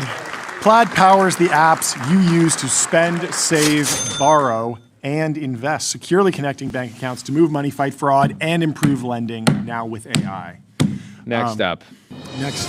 Actually, our next guest pause. will be in the Restream waiting room. Still waiting on Russ from LiveKit. In the meantime, we have some massive news. Johnny Carson's former LA estate just listed for $40 million. Whoa. Little teaser of the mansion section. We will be getting to it later in the show. But the Los Angeles estate that late-night TV legend Johnny Carson once called home has hit the market for a dash under $40 million.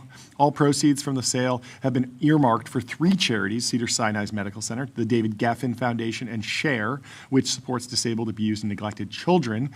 Compass is sharing the listing. He's a longtime host of The Tonight Show, and he died in 2005 at age 79, an absolutely legendary talk show host. Big inspiration for me. If you haven't listened to the Johnny Carson episode of Founders, you absolutely should. It's fantastic. Also, we previously reviewed his other house, the Malibu compound, that recently hit the market for $110 million. Still sitting on the market. So originally built in 1950 for Mervyn LeRoy, the late film producer and director, best known for his work on The Wizard of Oz. Have you seen The Wizard of Oz? Yes. Wow. But I think I was like forced to watch that in school at some point. Yeah, the Yellow Brick Road, Dorothy, it's Toto, it's good.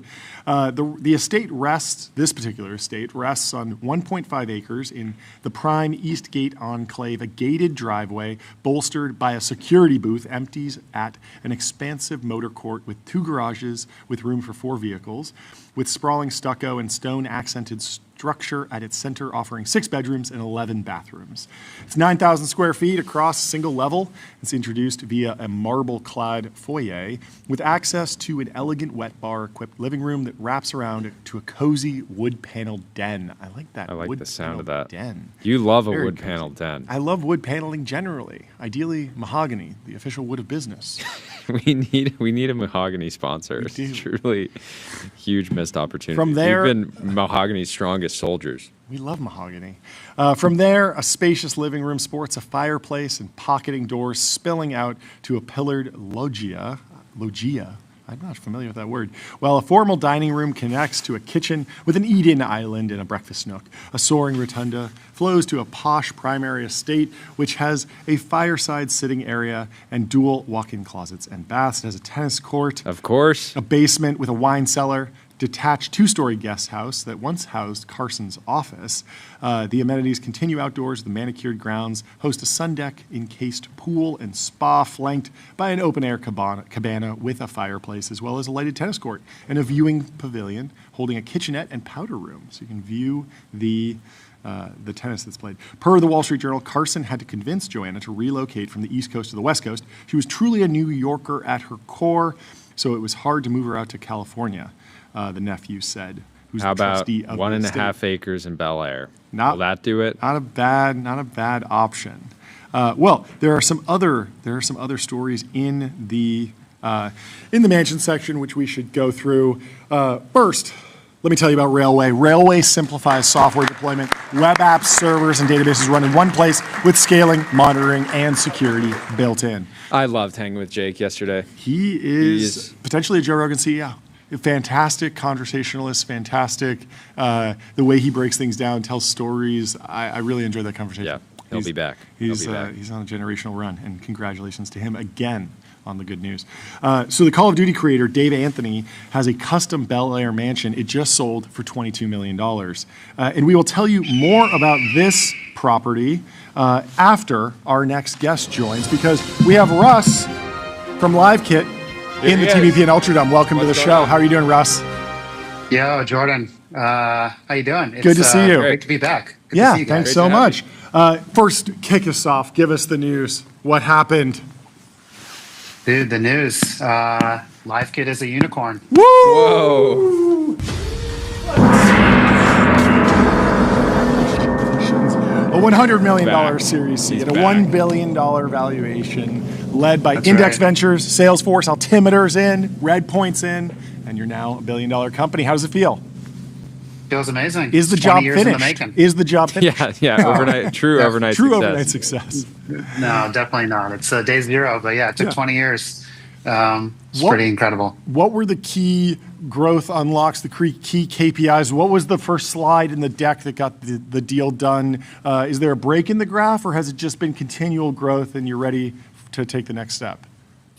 Yeah, I think it's really been kind of, I think like voice AI has really just started to grow and explode. And, I sometimes refer to us as the accidental AI company because we never meant to be an AI company. Mm-hmm. We were video conferencing, live streaming infrastructure, and then we started to work with OpenAI on ChatGPT voice mode, and everything changed at that moment. Rest is history.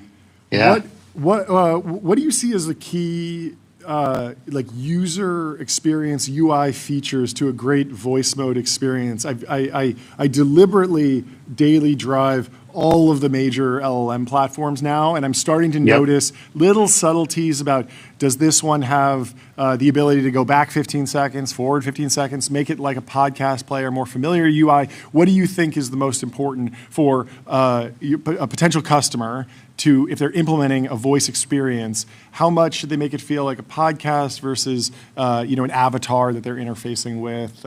What's your feeling on that? I think it depends on the use case. So I think if you were to separate it into two broad buckets, I think that there's like the personal assistants, right, that you kind of talk to as a friend or a companion. For those kinds of use cases, I think feeling very human-like. So latency, I think, is an important factor across both like B2B use cases and B2C use cases. But I think especially true in the B2C use cases, you kind of expect that an assistant you talk to is going to feel like talking to a human being and have a level of empathy that is not always necessary in a B2B use case. So for a B2B use case, I'll give you an example. Like if you're trying to do patient intake at a hospital using an AI, call it on the phone. Like really the goal, the job to be done there is to get on my doctor's calendar, right? It's, do you need it to sound like a human or to respond with the absolute lowest latency possible? No, you need it to be reliable. So you need to make sure that it's going to actually, qualify the user calling in, make sure they have insurance, figure out what's their, affliction, and then get them onto the doctor's calendar, 99.999% of the time or 100% of the time. And so the reliability of the voice agent is most important for the B2B use cases. And then maybe like the empathy and realism is more critical for kind of these B2C use cases. What are your predictions or keys to success with the new Siri? There's been a bunch of news about Apple did a deal with Google. They got the best model. They got a great model powering it, but there's a lot of work that they need to do on the actual voice experience side.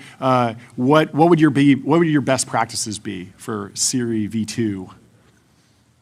Siri V2, I think the two most important things. I think the realism aspect is going to be there. I mean, if they're using a model from Google like Gemini Live, their kind of voice-to-voice model is quite good.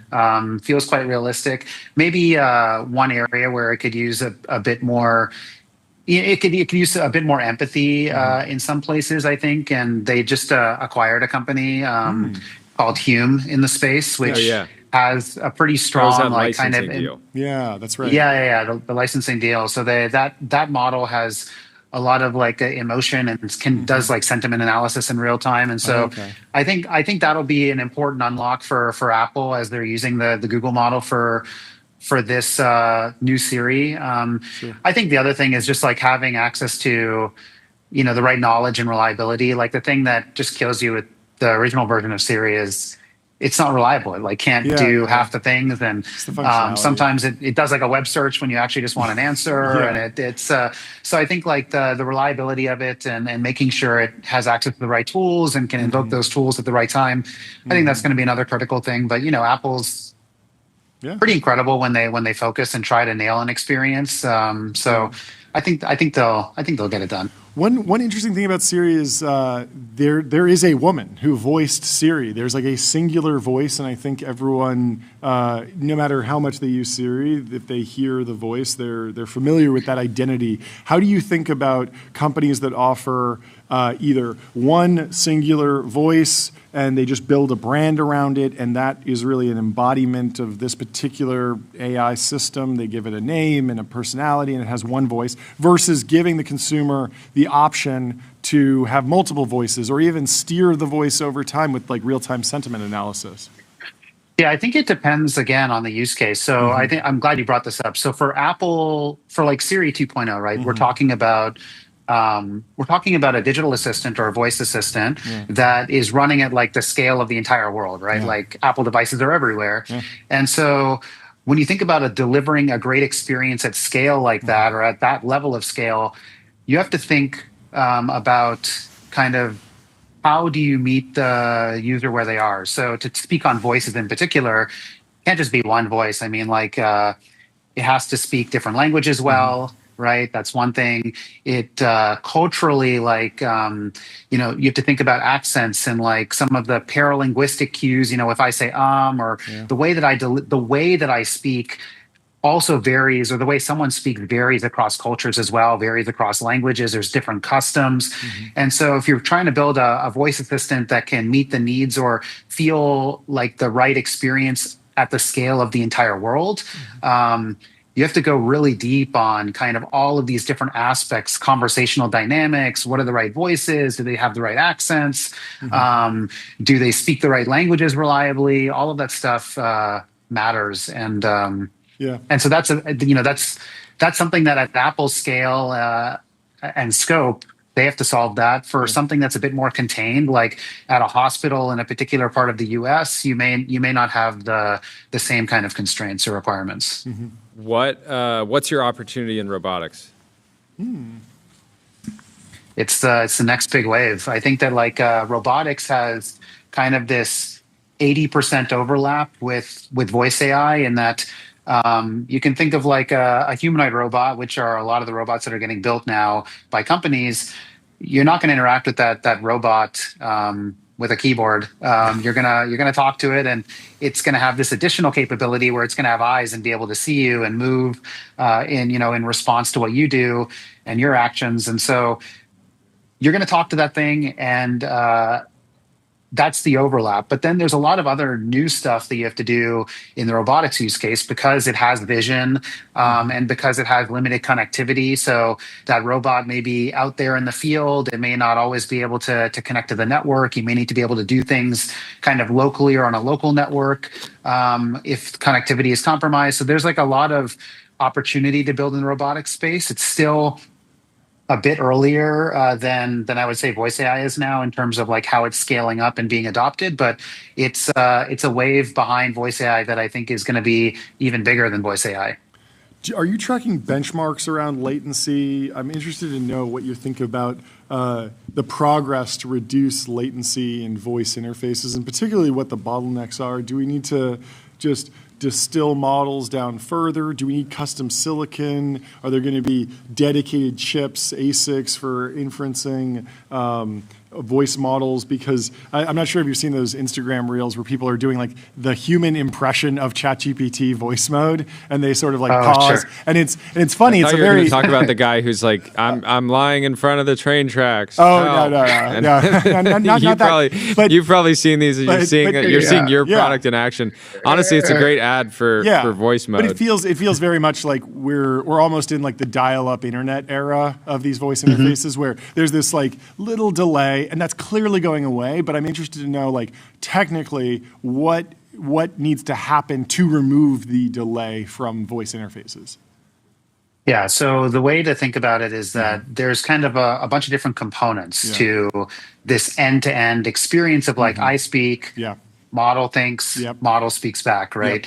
And along that kind of path, you have the network latency. I'm speaking only to the primary components. There's a bunch of little things too in the middle as well, but there's network latency, so getting the voice from me to the machine, wherever it's located. Then there's like the process of understanding, when am I done speaking? That's called turn detection. Like, when am I done sharing my thoughts? And then the model can now speak back to me, or think and then speak back to me. So there's the step of figuring out when is the user done speaking. That introduces some latency. Then there's the actual inference part of it, and it depends on whether you're using a full voice-to-voice model, so a model that takes in voice directly and spits out voice, or whether you're doing a cascade approach where it's the first model converts it into text, the next model is the LLM, and then the next model is taking the tokens coming out of the LLM and turning it back into speech. If it's the kind of the cascaded approach, then you have like 3 different spots where additional latency can come in, right? Like, there's 3 models here, they all have to run, and then they have to pass information between each of those models. So there's another latency or place where latency creeps in. And then when the model finally spits out voice, whether that's from a TTS model or from the voice-to-voice LLM itself, then you have latency of the network, where the AI's voice travels over the network and then is played out on my phone. And so it turns out you can actually like shrink the latency in each of these different components. Where are you going to get the biggest bang for the buck? I would say there's 2 places where you get the biggest bang for the buck. The first one, 3 places. The first one is that kind of 3 models or 1 model. So is it voice going straight into the model and then being processed and then spit out? Or are you actually doing this kind of like handoff between 3 different models? That's the first spot where you're going to get a big reduction in latency. The second place where you'll get a big reduction in latency is on the turn detection piece. So figuring out like when is the user done speaking, and having the delay be as short as possible between, okay, the user's done speaking, let me pipe the data straight into the model, or maybe I'm already streaming it into the model, and then it's deciding when the user's done speaking and has its response ready to go. And then the third place is on queuing. So like you have many, many people that are trying to hit these models at once. They're all using voice mode or et cetera at the same time. How do you figure out how to load balance that workload, that demand that users have, that speech data that the users are sending to the model? How do you figure out how to make sure that there's a model already waiting and consuming that speech versus making it queue up and wait, and then this person goes and gets a response and this person goes. So doing the load balancing across those GPU workloads is another. And then as you mentioned, I think like you can get a speed up on the model side from hosting it on better hardware or chips that are dedicated to a particular type of architecture. Yeah, that makes sense. Yeah. That's exciting. Are you focused, like you're raising a lot of money right now, is this focused on OpEx, CapEx? Are you going to build your own data centers? Have you confronted like the build versus buy debate internally? Yeah, I think for data centers, I mean, we have really healthy margins now, so there's no pressure to go and build our own metal yet, but we'll get there over time. Sure. That's something that we've always talked about. Eventually, kind of fully vertically integrating the stack. But I think that the capital for us is going to be used in two primary ways. I think the first one is that we started our life as like network infrastructure, but it turned and that's used to be the product that we sold even for voice AI companies. But it turns out that like when we were selling voice network infrastructure, someone would say, "Well, how do I like test this model? Yeah. I built it with your software, and now I'm running it on your network. Like, but how do I test it?" And we're like, "Well, go over here." Yeah. Use this vendor and figure it out. Like glue this stuff together. And then they were like, well, how do I deploy it? Yeah. And we're like, well, use this vendor. And then they're like, well, how do I observe it? And like, all the data generated, like, would I use Datadog? What do I do here? And we're like, well, you can kind of piece it together this way. And we kept hearing this over and over and over. And then we said, okay, well, we're just going to start building out all the pieces, because right now, building a web application is very familiar, very easy, and you usually have one single platform that allows you to build out the entire thing, right? Like Next.js has kind of become this default. Next.js and Vercel have become like the default platform for building out a web application. But a voice AI application, a robotics application, these things are actually very different from a web application. It's a completely different architecture. At the top of the iceberg, it looks like, oh, well, instead of typing and clicking a mouse, now I'm talking, and the AI can see me. But just that kind of change at the input layer underneath changes everything about the underlying architecture of how that application is built and all the infrastructure you need to get that thing built. And so what we're doing is we're really building every single piece of that across the entire development lifecycle, so that you can start with LiveKit from zero, just a dream, scale to the moon in production, in reality with LiveKit. And you don't really need to like go anywhere else. You can do everything within the platform. And so the first part is just building out this product, right? The surface area of it is much wider than where we started. So that's the first thing for the capital. And then the second thing is really investing in DevRel and some go-to-market around education, like helping developers understand how can they leverage this platform to accelerate what they're trying to build.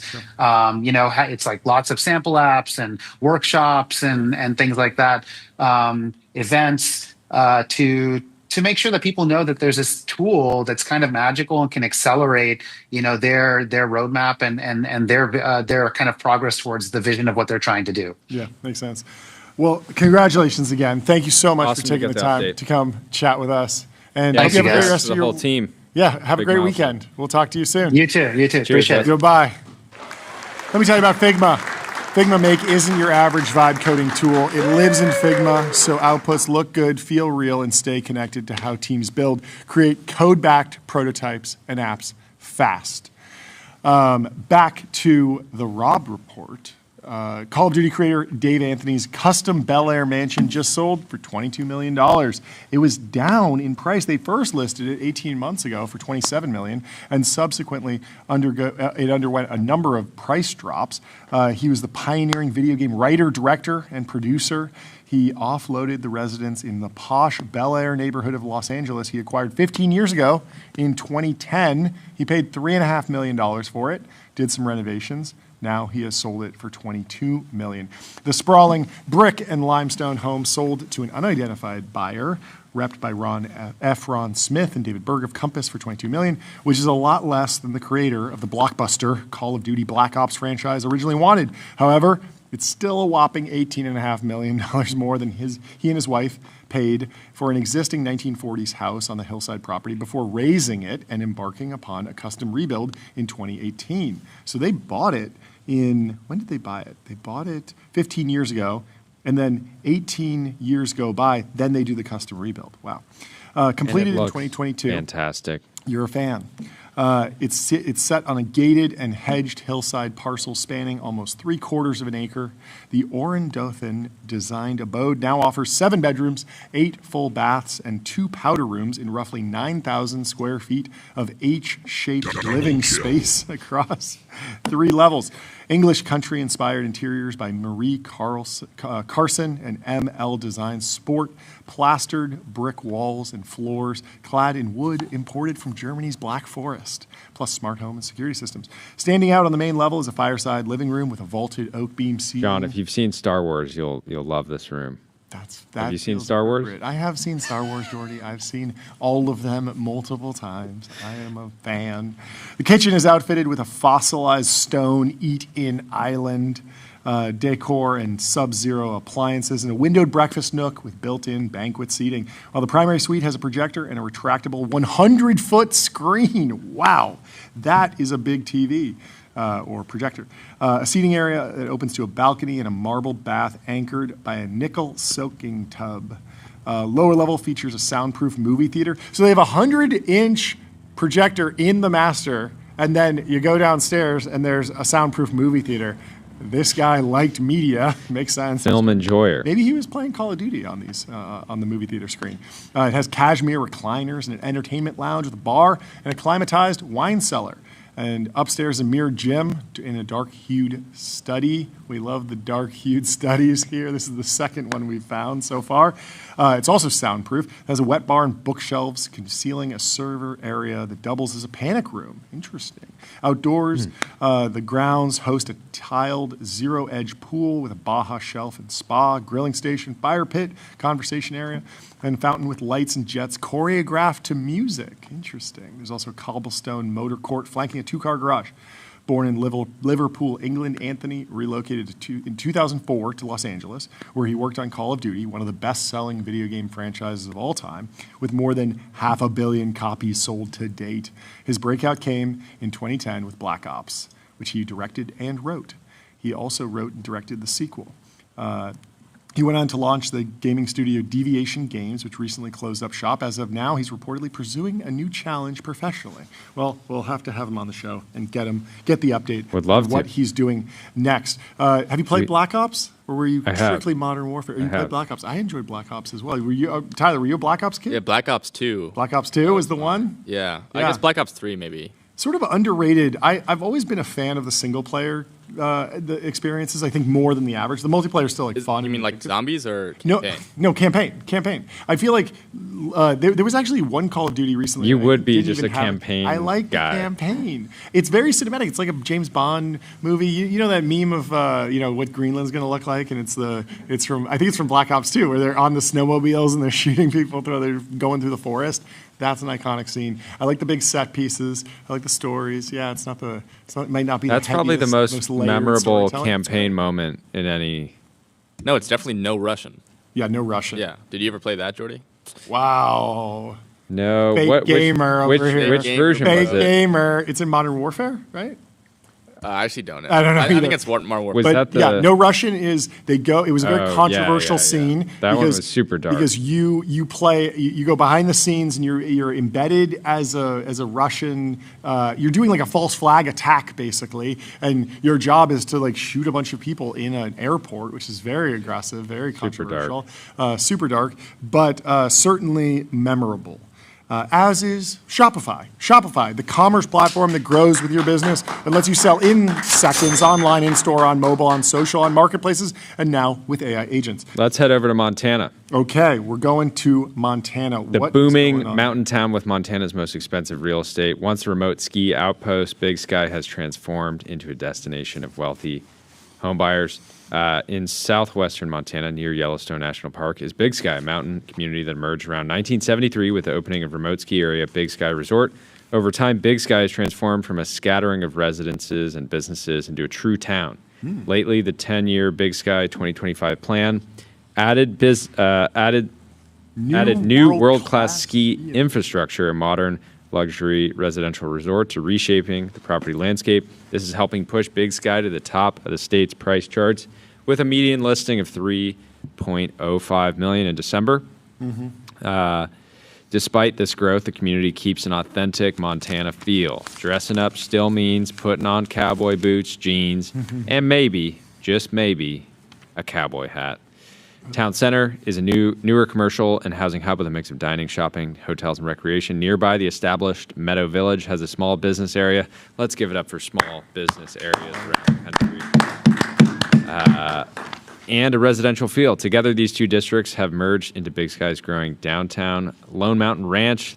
This historic guest ranch with a Western vibe dates back to 1915, so before, I guess, the town actually formed. It's known for antler-adorned horn and cantle restaurant and a saloon. We got to give some tips to folks who are heading out to Big Sky. There are memberships that you must obtain. Big Sky has 3 exclusive ski-in, ski-out private residential clubs. You got the Yellowstone Club, founded in the 1990s, offers classic timber aesthetics, private ski terrain, and a Tom Westcott designed golf course, in addition to a variety of housing options. Montage Big Sky Resort opened in 2021 and is within Big Sky's Spanish Peaks community, which you mentioned.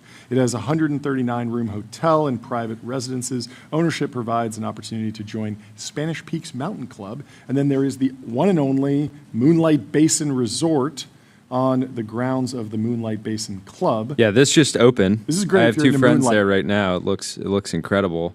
And they have homes. Montage is set up where I think it's only fractional for their residences, whereas Moonlight Basin, or the one and only, you can actually buy entire homes. The business model of just buying a bunch of land for cheap and then building a bunch of homes and selling them. It really is sort of like a Montana forever environment. You know, Silicon Valley talks a big game about like building new cities. California forever. You head out to Montana and they're like, yeah, we built 3 of these like just recently. We built like whole cities.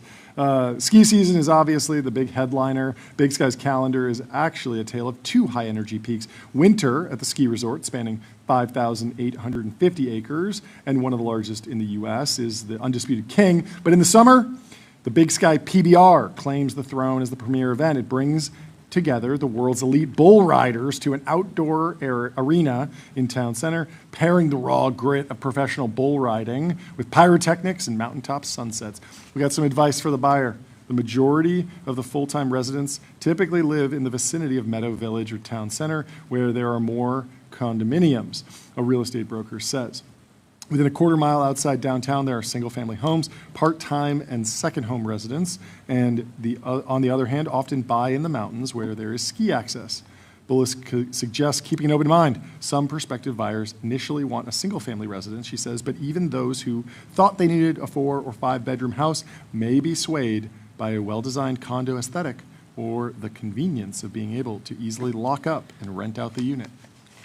Alex Waters, who we were with on Sunday with Paul, he is running the racing program out at Willow Springs. He's setting up a new members club in Bozeman that allows you to buy garages which means that you will have a primary or not necessarily a primary, but you will have a residence on Montana, which means you can get away with not. There was a loophole with you could set up an LLC in Montana, buy a car, and then avoid the 10% sales tax or whatever it is. The old whistling diesel. But that's been getting cracked down on. It never really was obvious that it was legal at all. I think it wasn't.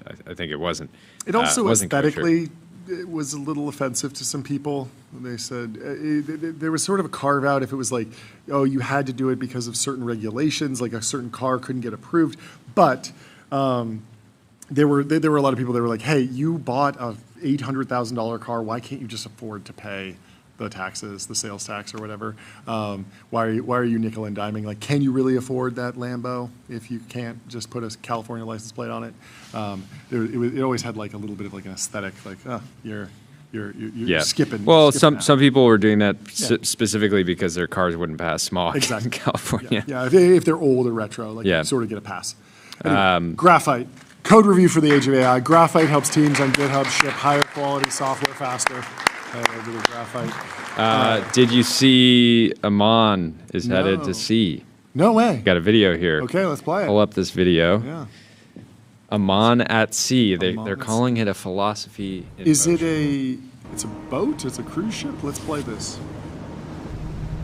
Looks nice. Got a nice big bedroom. This is on a boat? Is this AI slop? Is this AI or CGI or is this real? Now we need to know. Let's go to the comments. Oh, the goat. I honestly thought that goat was in the video. That did fool me.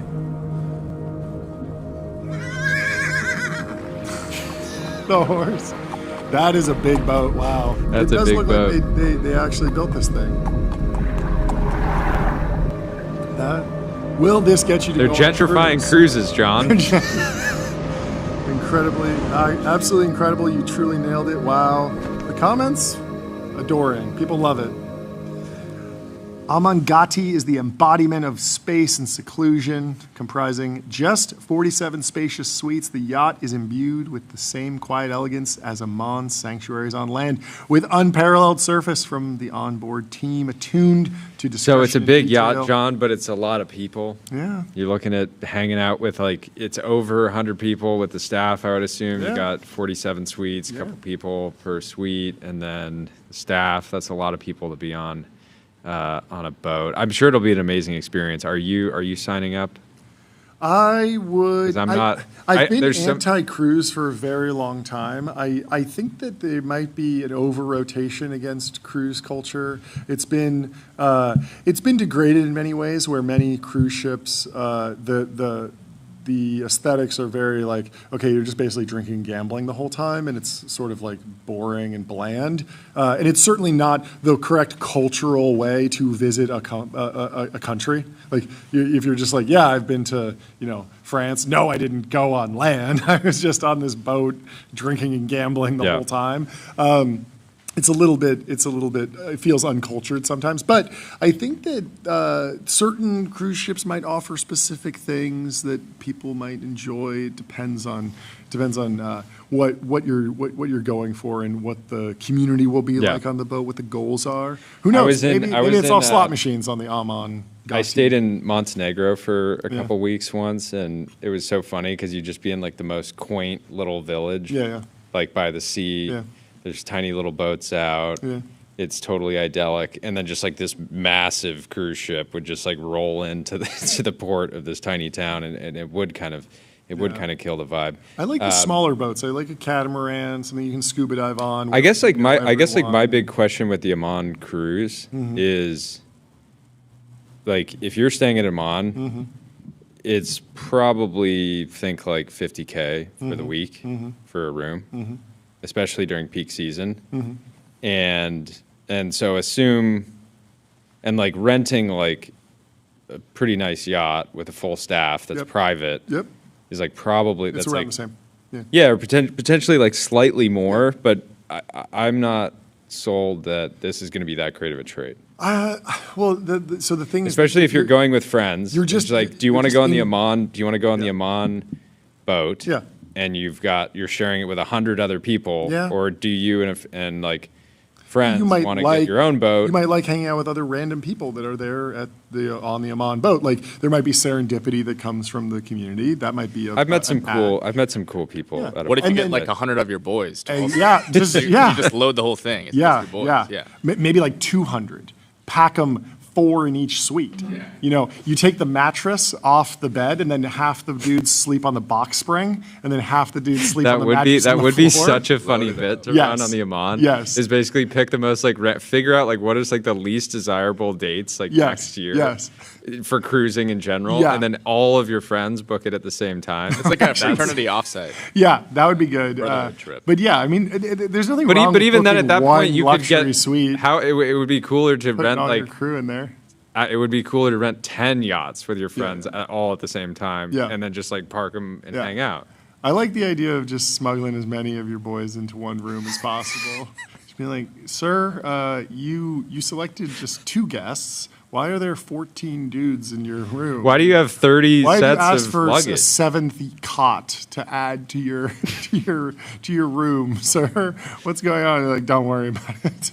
The other thing with the Mon is the most like first world problem ever, but like some of the menus are just like so, it makes sense, but like so focused on like sushi, Okay. like so raw fish heavy, Sure. that at some point you're like, I need to good. venture out. Like by like day 5, you're like, well, I mean, I don't think want that sushi. is the actual value prop with the Aman, is that you're potentially reducing the standard deviation, or like the variable experience. Because if you're chartering something privately and you're getting a private boat, like you might have an amazing captain, or you might have a mediocre captain. You kind of got to figure out the reviews and process that, and then the chef, how are they doing, and then all the crew, are they all good? Whereas Aman, you kind of know that there's like a standard that's being held within that group, and that everyone will be trained to the same standard. That there will be an organization that's maintaining some sort of base level of experience. And so, I don't know. Anyway, 11 Labs.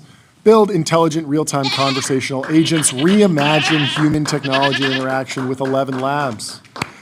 We had some breaking news yesterday. Caroline Ellison has been released from federal custody. She, of course, was involved in the FTX drama that erupted a few years ago. She's out, and Martin Shkreli, quote, tweeted us into the oblivion. He ratioed us by changing our... He didn't even use Nano Banana Pro. He just scribbled all over our trading card and said snitch. Honestly, it worked. Yeah, It I did. works. I was That's thinking a great like that post. felt very fast. It does feel fast. It does feel fast. But I'm excited to see what she does next. Will she build something? You know, we've seen some other folks get out and go on to redemption, and we will see. Hopefully at some point she tells her story. It'll be interesting to see her side of it. Maybe she has convincing arguments. I heard she wrote a book. Really? I think there were some leaks. I don't know how true it is, but apparently she was writing. Okay. Well, Jay Yarrow is sharing. Joe was highlighting Intel sold off after earnings yesterday. And Jay is particularly disappointed because he says, I'm a SHIT, I'm a U.S. citizen, and our sovereign wealth fund owns this one. Yeah, bad day. We all lost something Yeah, today. bad day to be a U.S. citizen. Should we talk about the news on Intel really quickly? Intel posts loss after spending increase. Swung to a loss for the fourth quarter on Thursday, and forecast further losses in the first quarter as the company spends heavily to ramp up production of its latest chips. The company reported a net loss of $333 million for the last 3 months of the year, and analysts were expecting them only to lose $294 million, so they lost more than expected. Revenue was $13.7 billion, and a year ago it was 14.3. So revenue's declining, losses are expanding. It's a bunch of bad news. Shares fell 6.7% in after-hours trading. The CEO, Lip Bhutan, said, "Our priorities are clear: sharpen execution, reinvigorate engineering excellence, and fully capitalize on the vast opportunity AI presents across all of our businesses." The CFO said industry-wide supply shortages were a factor weighing on results, and said the problem would worsen in the first quarter or 2026 before starting to ease in the spring. Well, I'm rooting for Liputan. I'm rooting for the folks over at Intel. I'm rooting for the American taxpayer who owns a little bit of Intel. So good luck to all of them. Let me tell you about Okta. Okta helps you assign every AI agent a trusted identity so you get the power of AI without the risk. Secure every agent, secure any agent with Okta. Well said, John. We should talk about this out-of-home campaign. OpenAI has purchased a ton of billboards. They have hit San Francisco. We got a whole bunch of folks at Clay, Valthos, Decagon, Unified GTM, and Christina, of course, from Vanta is sitting there on the billboard. I like the aesthetic, the black and white, the big, there's a lot of white space in the design. It's not too cropped in. I think they executed these billboards very well. And it's fun. OpenAI is such a, it's easy to collapse it into, it's just an app on your phone, it's a singular business, but they do have a lot of partners all over the startup ecosystem, and they are paying tribute to them with this out-of-home campaign. I like to think about the 10 people left in San Francisco that have never heard of AI or OpenAI or ChatGPT, and they're just very confused, walking around, looking at these nice pictures. It really is for the builders. Yeah. It is another example of San Francisco billboards being very insular, insider jokes. Like, there aren't that many people in many cities that would be able to identify all of these founders by name or know these companies even, especially at the size they put there. They didn't even put taglines. They just put this person's name building this company. You have to know. It's an if you know campaign, but I think there's a lot of people in San Francisco that do in fact know. So congratulations to everyone that is sporting their fits on a billboard in San Francisco now on OpenAI's dime. Let's head over to Fei Li. Yes. According to Natasha at Bloomberg, she's in the fundraising market with talks, early talks, advanced talks, we're not sure, but they're talks to raise $500 million at $5 billion. I do think when you think about the leverage that founders like Fei Li have to be going out and raising this much money this early and just still being like, sorry, the most I can give up is 10%. It's like they all want to do these 10% or less. She deserves the goat sound effect. She deserves the goat on the screen. She's a true goat on the screen. We got a goat on the screen. Li, former TBPN guest. Very happy to have chatted with her. Her company, World Labs, has been posting some very interesting demos. Obviously, there was that box that you could see a virtual 3D world inside. That was very cool. And the way she talks about it is funny because it makes me feel like she's a gamer. And now I just want to, get on Rust with her and experience whatever game she plays because she's sort of becoming an important player in like the future of video games, potentially the future of gaming, the future of the metaverse, and I wonder if she has any favorites or has dabbled on COD late at night on voice chat, screaming at people. What's going on with so Green Oaks Altimeter? Yes, have initiated a trade dispute with the government of South Korea. They're suing South Korea of unlawfully attacking e-commerce giant Coupang. Yeah. I think Neil went into detail on their investment in Coupang on Invest Like the Best. Yes. It's a great episode. It feels rare to have the venture firms be doing the lawsuit, or to initiate the trade dispute. It's interesting, like where this lawsuit is sitting, because typically, if you back some company and then they get in a dispute with the local government, the company is the one that's sending their lawyers. But in this case, it is Green Oaks and Altimeter. But people are coming out in force supporting Neil Mehta. Gary Tan said, Neil Mehta is who you want by your side when it gets real. Not a lot of investors would go up against a sovereign to defend a founder. South Korea's government is about to find out that Americans don't take well to being bullied. And Brad Gerstner gets in the replies with the American flag and the salute. Let me tell you about Cognition. They're the makers of Devin, the AI software engineer. Crush your backlog with your personal AI engineering team, for sure. Substack. What's going on with Substack? They're going into television. They're taking on big TV. They say according to Max. They're launching Substack TV app on Apple TV and Google TV. Users will be able to watch video posts and Substack live streams. I think this is so much of Substack's opportunity right now is just that X is rolled into XAI and is like not operating, as like a pure play standalone company. Yeah. And so, I think Substack has been making the most has been definitely ramping up the video functionality. We've done some live streams there. There's a lot of opportunity, and it's a very interesting community. I think that's the strongest thing about Substack is just that it's a very high signal place. Like if you were, the Substack experience is not scrolling random posts, random creators, but I feel very confident about if Substack were to serve me a random piece of content that was doing well across the Substack network, I would enjoy it because the creators that choose to be on Substack, there are just so few. Like you could see a new kind of like we were talking about Vimeo earlier. The dynamic that used to have between Vimeo and YouTube, where Vimeo was like a super intentional place. You can see something emerging again where like Vimeo is like Substack TV is like a somewhat more intentional version of YouTube. Yeah. Just because it is like based on like your actual audience, less around just like raw discoverability now. Yeah. Logging onto the Substack TV app and like seeing exactly content just from the people that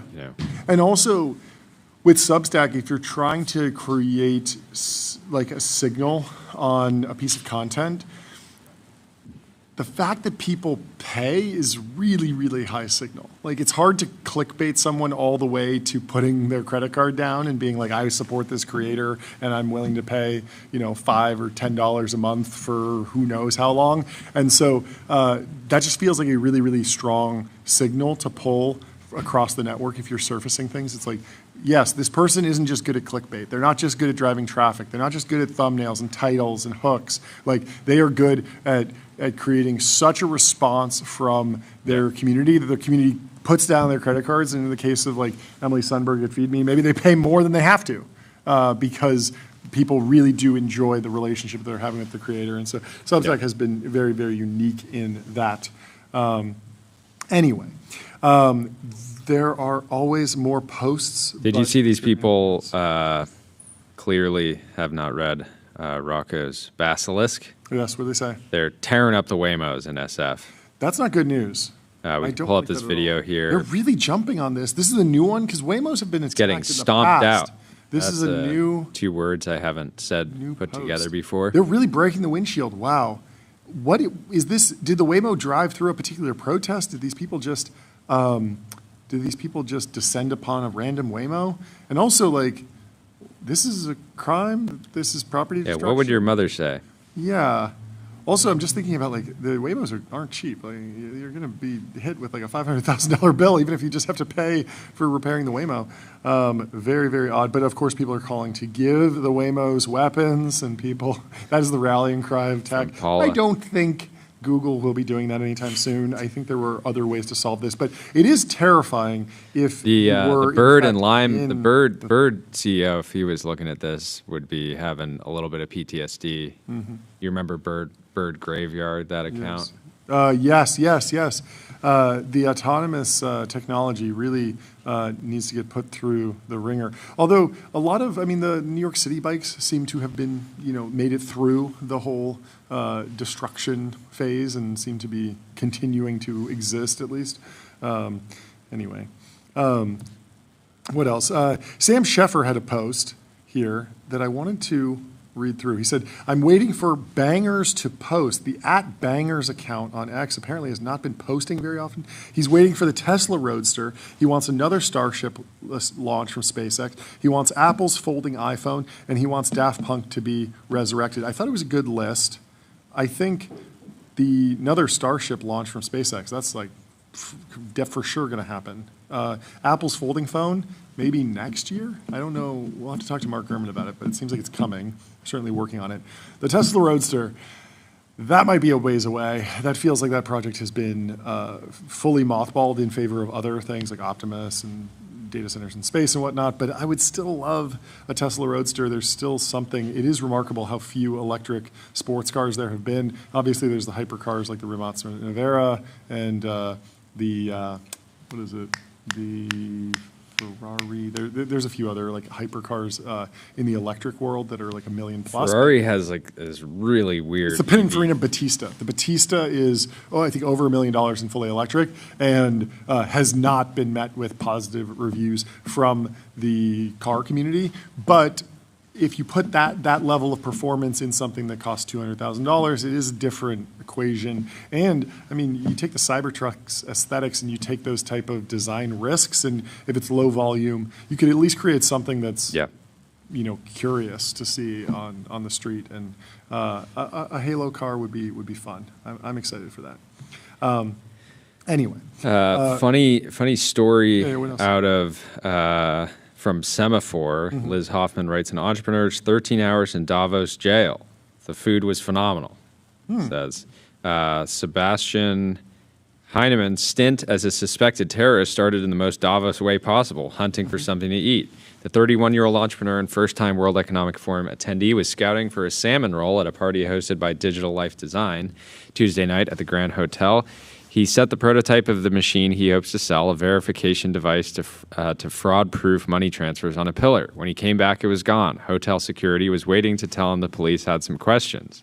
I'm the idiot in this, Heinemann, founder of startup Vertico, readily admits. It's a black cube with hot glue blobs and wires coming out the side. He left it unattended in a small-town police state. What followed was 13 hours in the custody of the fatigue-clad but unfailingly polite Swiss police. We spent all week thanking in broken German. Semaphore reviewed his release ticket from the police, which said that Heinemann was noticed within WEF 2026 security zone with a tech device that seemed suspicious, and its use for illegal purposes could not be excluded. Anyways, the view from a Davos jail cell. At the Belvedere Hotel security, there's this detective, mid-40s Swiss, who searches me, extremely thorough. They handcuffed me and put me in the back of a BMW. Nice. Swiss police, riding in style. I meet another officer who has the best English. The jail is right next to the train station. They bring out a fingerprint scanner, and the guy tells me, I want to see if you're an international spy. I asked for my Lunesta pills because I have insomnia, and he said, I can't give it to you because I don't know if it's cyanide. Whoa. This is an insane story. We walk into the office, and there are two cells. Everything is all painted white. Very antiseptic and Swiss. There's a metal bed drilled into the concrete and a toilet sink combination. I love this founder's like there just like hustling, trying to get some customer interest, and just goes to Davos jail and is like, well, I may as well make the most of it and try to get a story out of this. Anyways, there's a metal bed drilled into the concrete and a toilet sink combination. They said it was spring water, so the water was good to drink. The food was phenomenal. Better review than Baseten. Scott Baseten. Yeah, Baseten's gonna go to Davos. They brought it from the hospital, apparently. Chicken lasagna, amazing. The only complaint I have was the smell. The next morning, they bring this guy named Chris, a technical expert. He says, come out here, explain your tech. I do my pitch. I say, look, I'm not a very good hardware engineer, but I'm a great user of AI. I was one of the top users of Cursor last year. I did 43,000 agent runs and generated 25 billion tokens. We open my machine. Chris and I go line by line through the code. I don't know the language the code was written in because it was written with AI. So Chris actually explained the code to me. They come back and they say, you're free to go. You can take all your stuff with you, but you're banned from Davos between now and 6 p.m. on Friday. What? I'm going to apply for another hotel badge next year. So anyways, insane story. Don't bring your hardware device that you don't fully understand with a bunch of hot glue in a plastic box. Very, very, very sketchy, but got a good story out of it. The other interesting takeaway from Davos, Alex Heath summed it up in the Sources.news newsletter. He says, after my conversations with AI leaders this week in Davos, I came away with the impression that the industry has collectively decided to gang up on OpenAI. And so you saw Demis and Dario hanging out, talking about how much they're open to collaboration, open to pausing, if that makes sense, open to working together, and Elon on stage, but not a lot of OpenAI love from all the other lab leaders. Sort of an interesting dynamic, the anti-OpenAI alliance. I was also following the Kalshi market on will Elon win his case against OpenAI. The volume's gone up.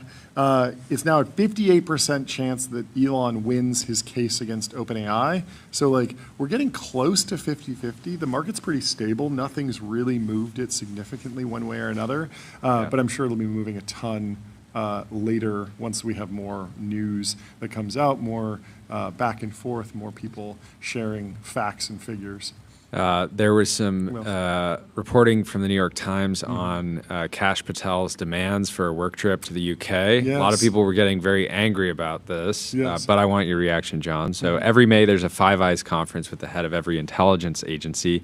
This year, it was in the UK. Kash Patel is going. In the lead up to that, his detail that starts making crazy requests. You can tell me if these are crazy. He's got special requirements on everything, and the Brits are getting pissed. Before the conference, his staff says he's unhappy because he doesn't like meetings in office settings. What he wants is social events.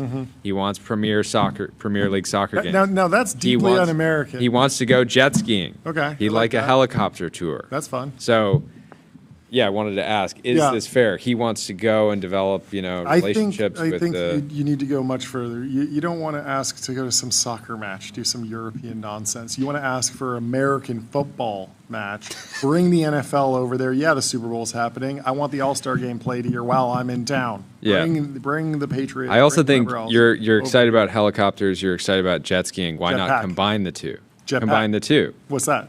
Like, bring them out at the same time. Oh, okay. Head down to the lake. Yeah. Head down to the lake. That'd be good. Or the river, Yeah. right? And just be zooming around together. Yeah. Jumping off, trading that. places kind of thing. What about wingsuiting? Let's get some wingsuiting going. Yeah. Some bungee jumping. I want to do, that Red Bull jump from space. That's what I want to do on my trip. We're going up to the edge of space. Felix Baumgartner. Yeah. I'm jumping out of the weather balloon into the central London. Yeah, that's a good bit. You're going to tour another country and meet with people and say, like, actually, I want to go to space. Very high up. I want to go to space. I want to go to space. In other news, Eric Jorgensen has announced pre-orders for the book of Elon Musk. It's 61 days until the launch. David Senra, he got an early copy and he says it's awesome. He highly recommends pre-ordering. If you're not familiar with Eric's previous books, he wrote the Almanac of Naval Ravikant, which did fantastically well, sold a ton. Jack Butcher is involved in the Book of Elon. That should be very fun. And Naval wrote the foreword, which is very cool. Equipment Share went public today. IPO. YC Winter 15. Yeah. They say from Missouri to 373 locations nationwide, 7,700 team members, and $8 billion of fleet under management. They built the operating system. Construction has been missing. Yeah. Our friend Mitchell from Lead Edge is a big investor. That's right. In Equipment Share.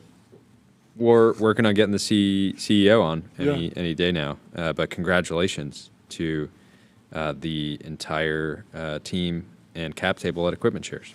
That'll be fun. Well, it's time to plant the bomb and wind down the show. Thank you so much for listening and tuning in today. We had a lot of fun. We hope you have an incredible tomorrow. weekend Have a ahead. great weekend, yes. Only 3 more sleeps. Yes. So we're back here.